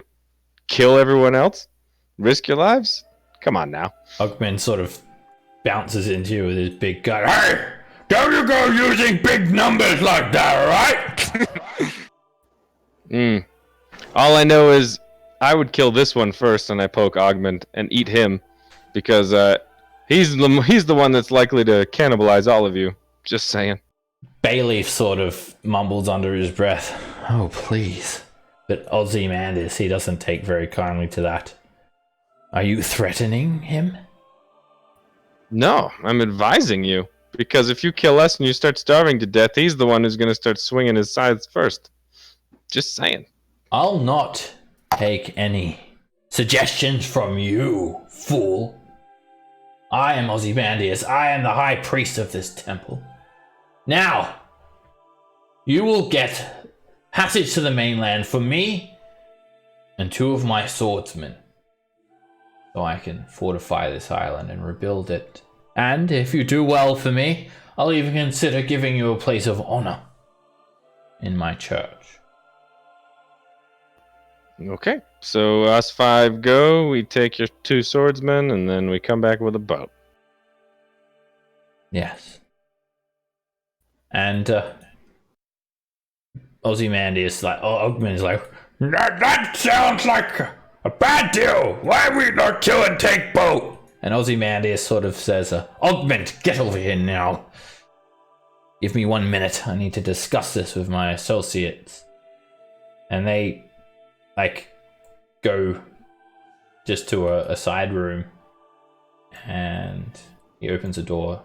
And then Where does Bayleaf go? First of all, Ozymandias and Ogmund, they go in this room with 2 of the swordsmen. And this guy in the robes, he just sort of keeps on peering through the doorway, and these other sort of disciples, they surround you guys a bit, with this guard standing sort of next to Bayleaf's side. And Bayleaf sort of just waltzes up to you, Stingy. That Ogmund, isn't he quite an oaf?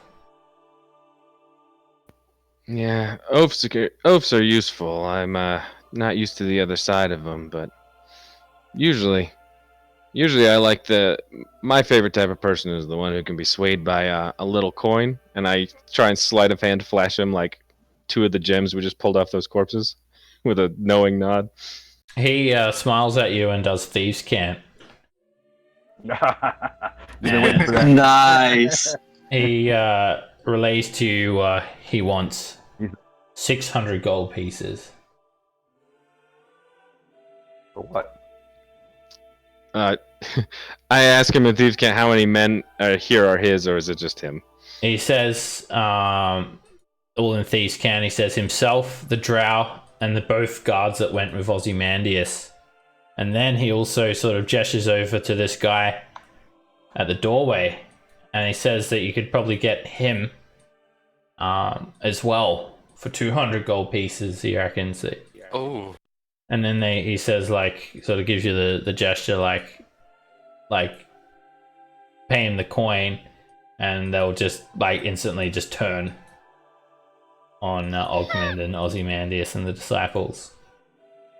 And but then as he's doing Thieves' Cant, he's like, ah, yes, you see, I'm just a swordsman, and I was training the guards when the pirates attacked. I found myself stranded on the island, and poor Odium over there as well. He's in a similar situation. Just a spell scribe he is. He doesn't revere any particular deity. He too is stuck on this island, and I'm sure he longs to get out. In fact, the others, they bully him. Oh, really? I have 770 gold on me. I take out a little coin pouch and I hand it to him with 600 gold. I look over at Odmium, the guy I just said, and I just kind of like I wink at him and say, "Only one of these sides is gonna get the boat, pal. Choose wisely." And I give Bayleaf my gold. All right, the disciples, they sort of. I'll make a sleight of hand check if you want to do that discreetly. Oh, the yes, disciples I do. are watching, and All right, let's see. they seem to be like just acolytes of Are you kidding me? the Jesus. deity. And none of them seem to notice this. Like, you just sort of put your hand on his shoulder and just make a joke or something. None of them seem to notice it, even when they're watching intently. And then Ozymandias and Ogmund sort of trudge out, and Ogmund looks quite angry. And Ozymandias, he sort of looks at you all. Very well then, it is decided. Me and 2 of my men here, we will come back with you to the mainland, and you'll help us secure lumber and tools so we can rebuild the church. Bayleaf, he will keep 2 of your men, the 2 easiest to kill. In return, as collateral. Bayleaf steps forward. Oh, I'm sorry, Ozymandias, but you've been outbid, my friend. And he draws a short sword. Ooh. Looks like we're working for them now. You hear that, men? We've got a new employer. And he points to Stingy Widget. Ogmund just roars, "You bastard, Bayleaf!" And everyone draws weapons. And that's where we'll end today's session. Oh man, Here goes the big sword this out. is why you don't fight in the basement. Who the hell's decision was it to have a fucking rendezvous in a fucking In a basement? goddamn basement. You got guns on me. You shoot me, I'm dead. We got grenades. We throw them downstairs, you die. That's a Mexican standoff, brother. We got fireballs to throw down there, my friend. Oh, man. I think that was worth the 600 gold. And if he dies, we'll do it. Oh, But I'm not gonna backstab a fellow rogue type. No, this guy's cool. Alright, looks like we'll be starting off next session with a bang. See you guys then. Take care, everyone. Peace. Bang, bang. Bye. Bye.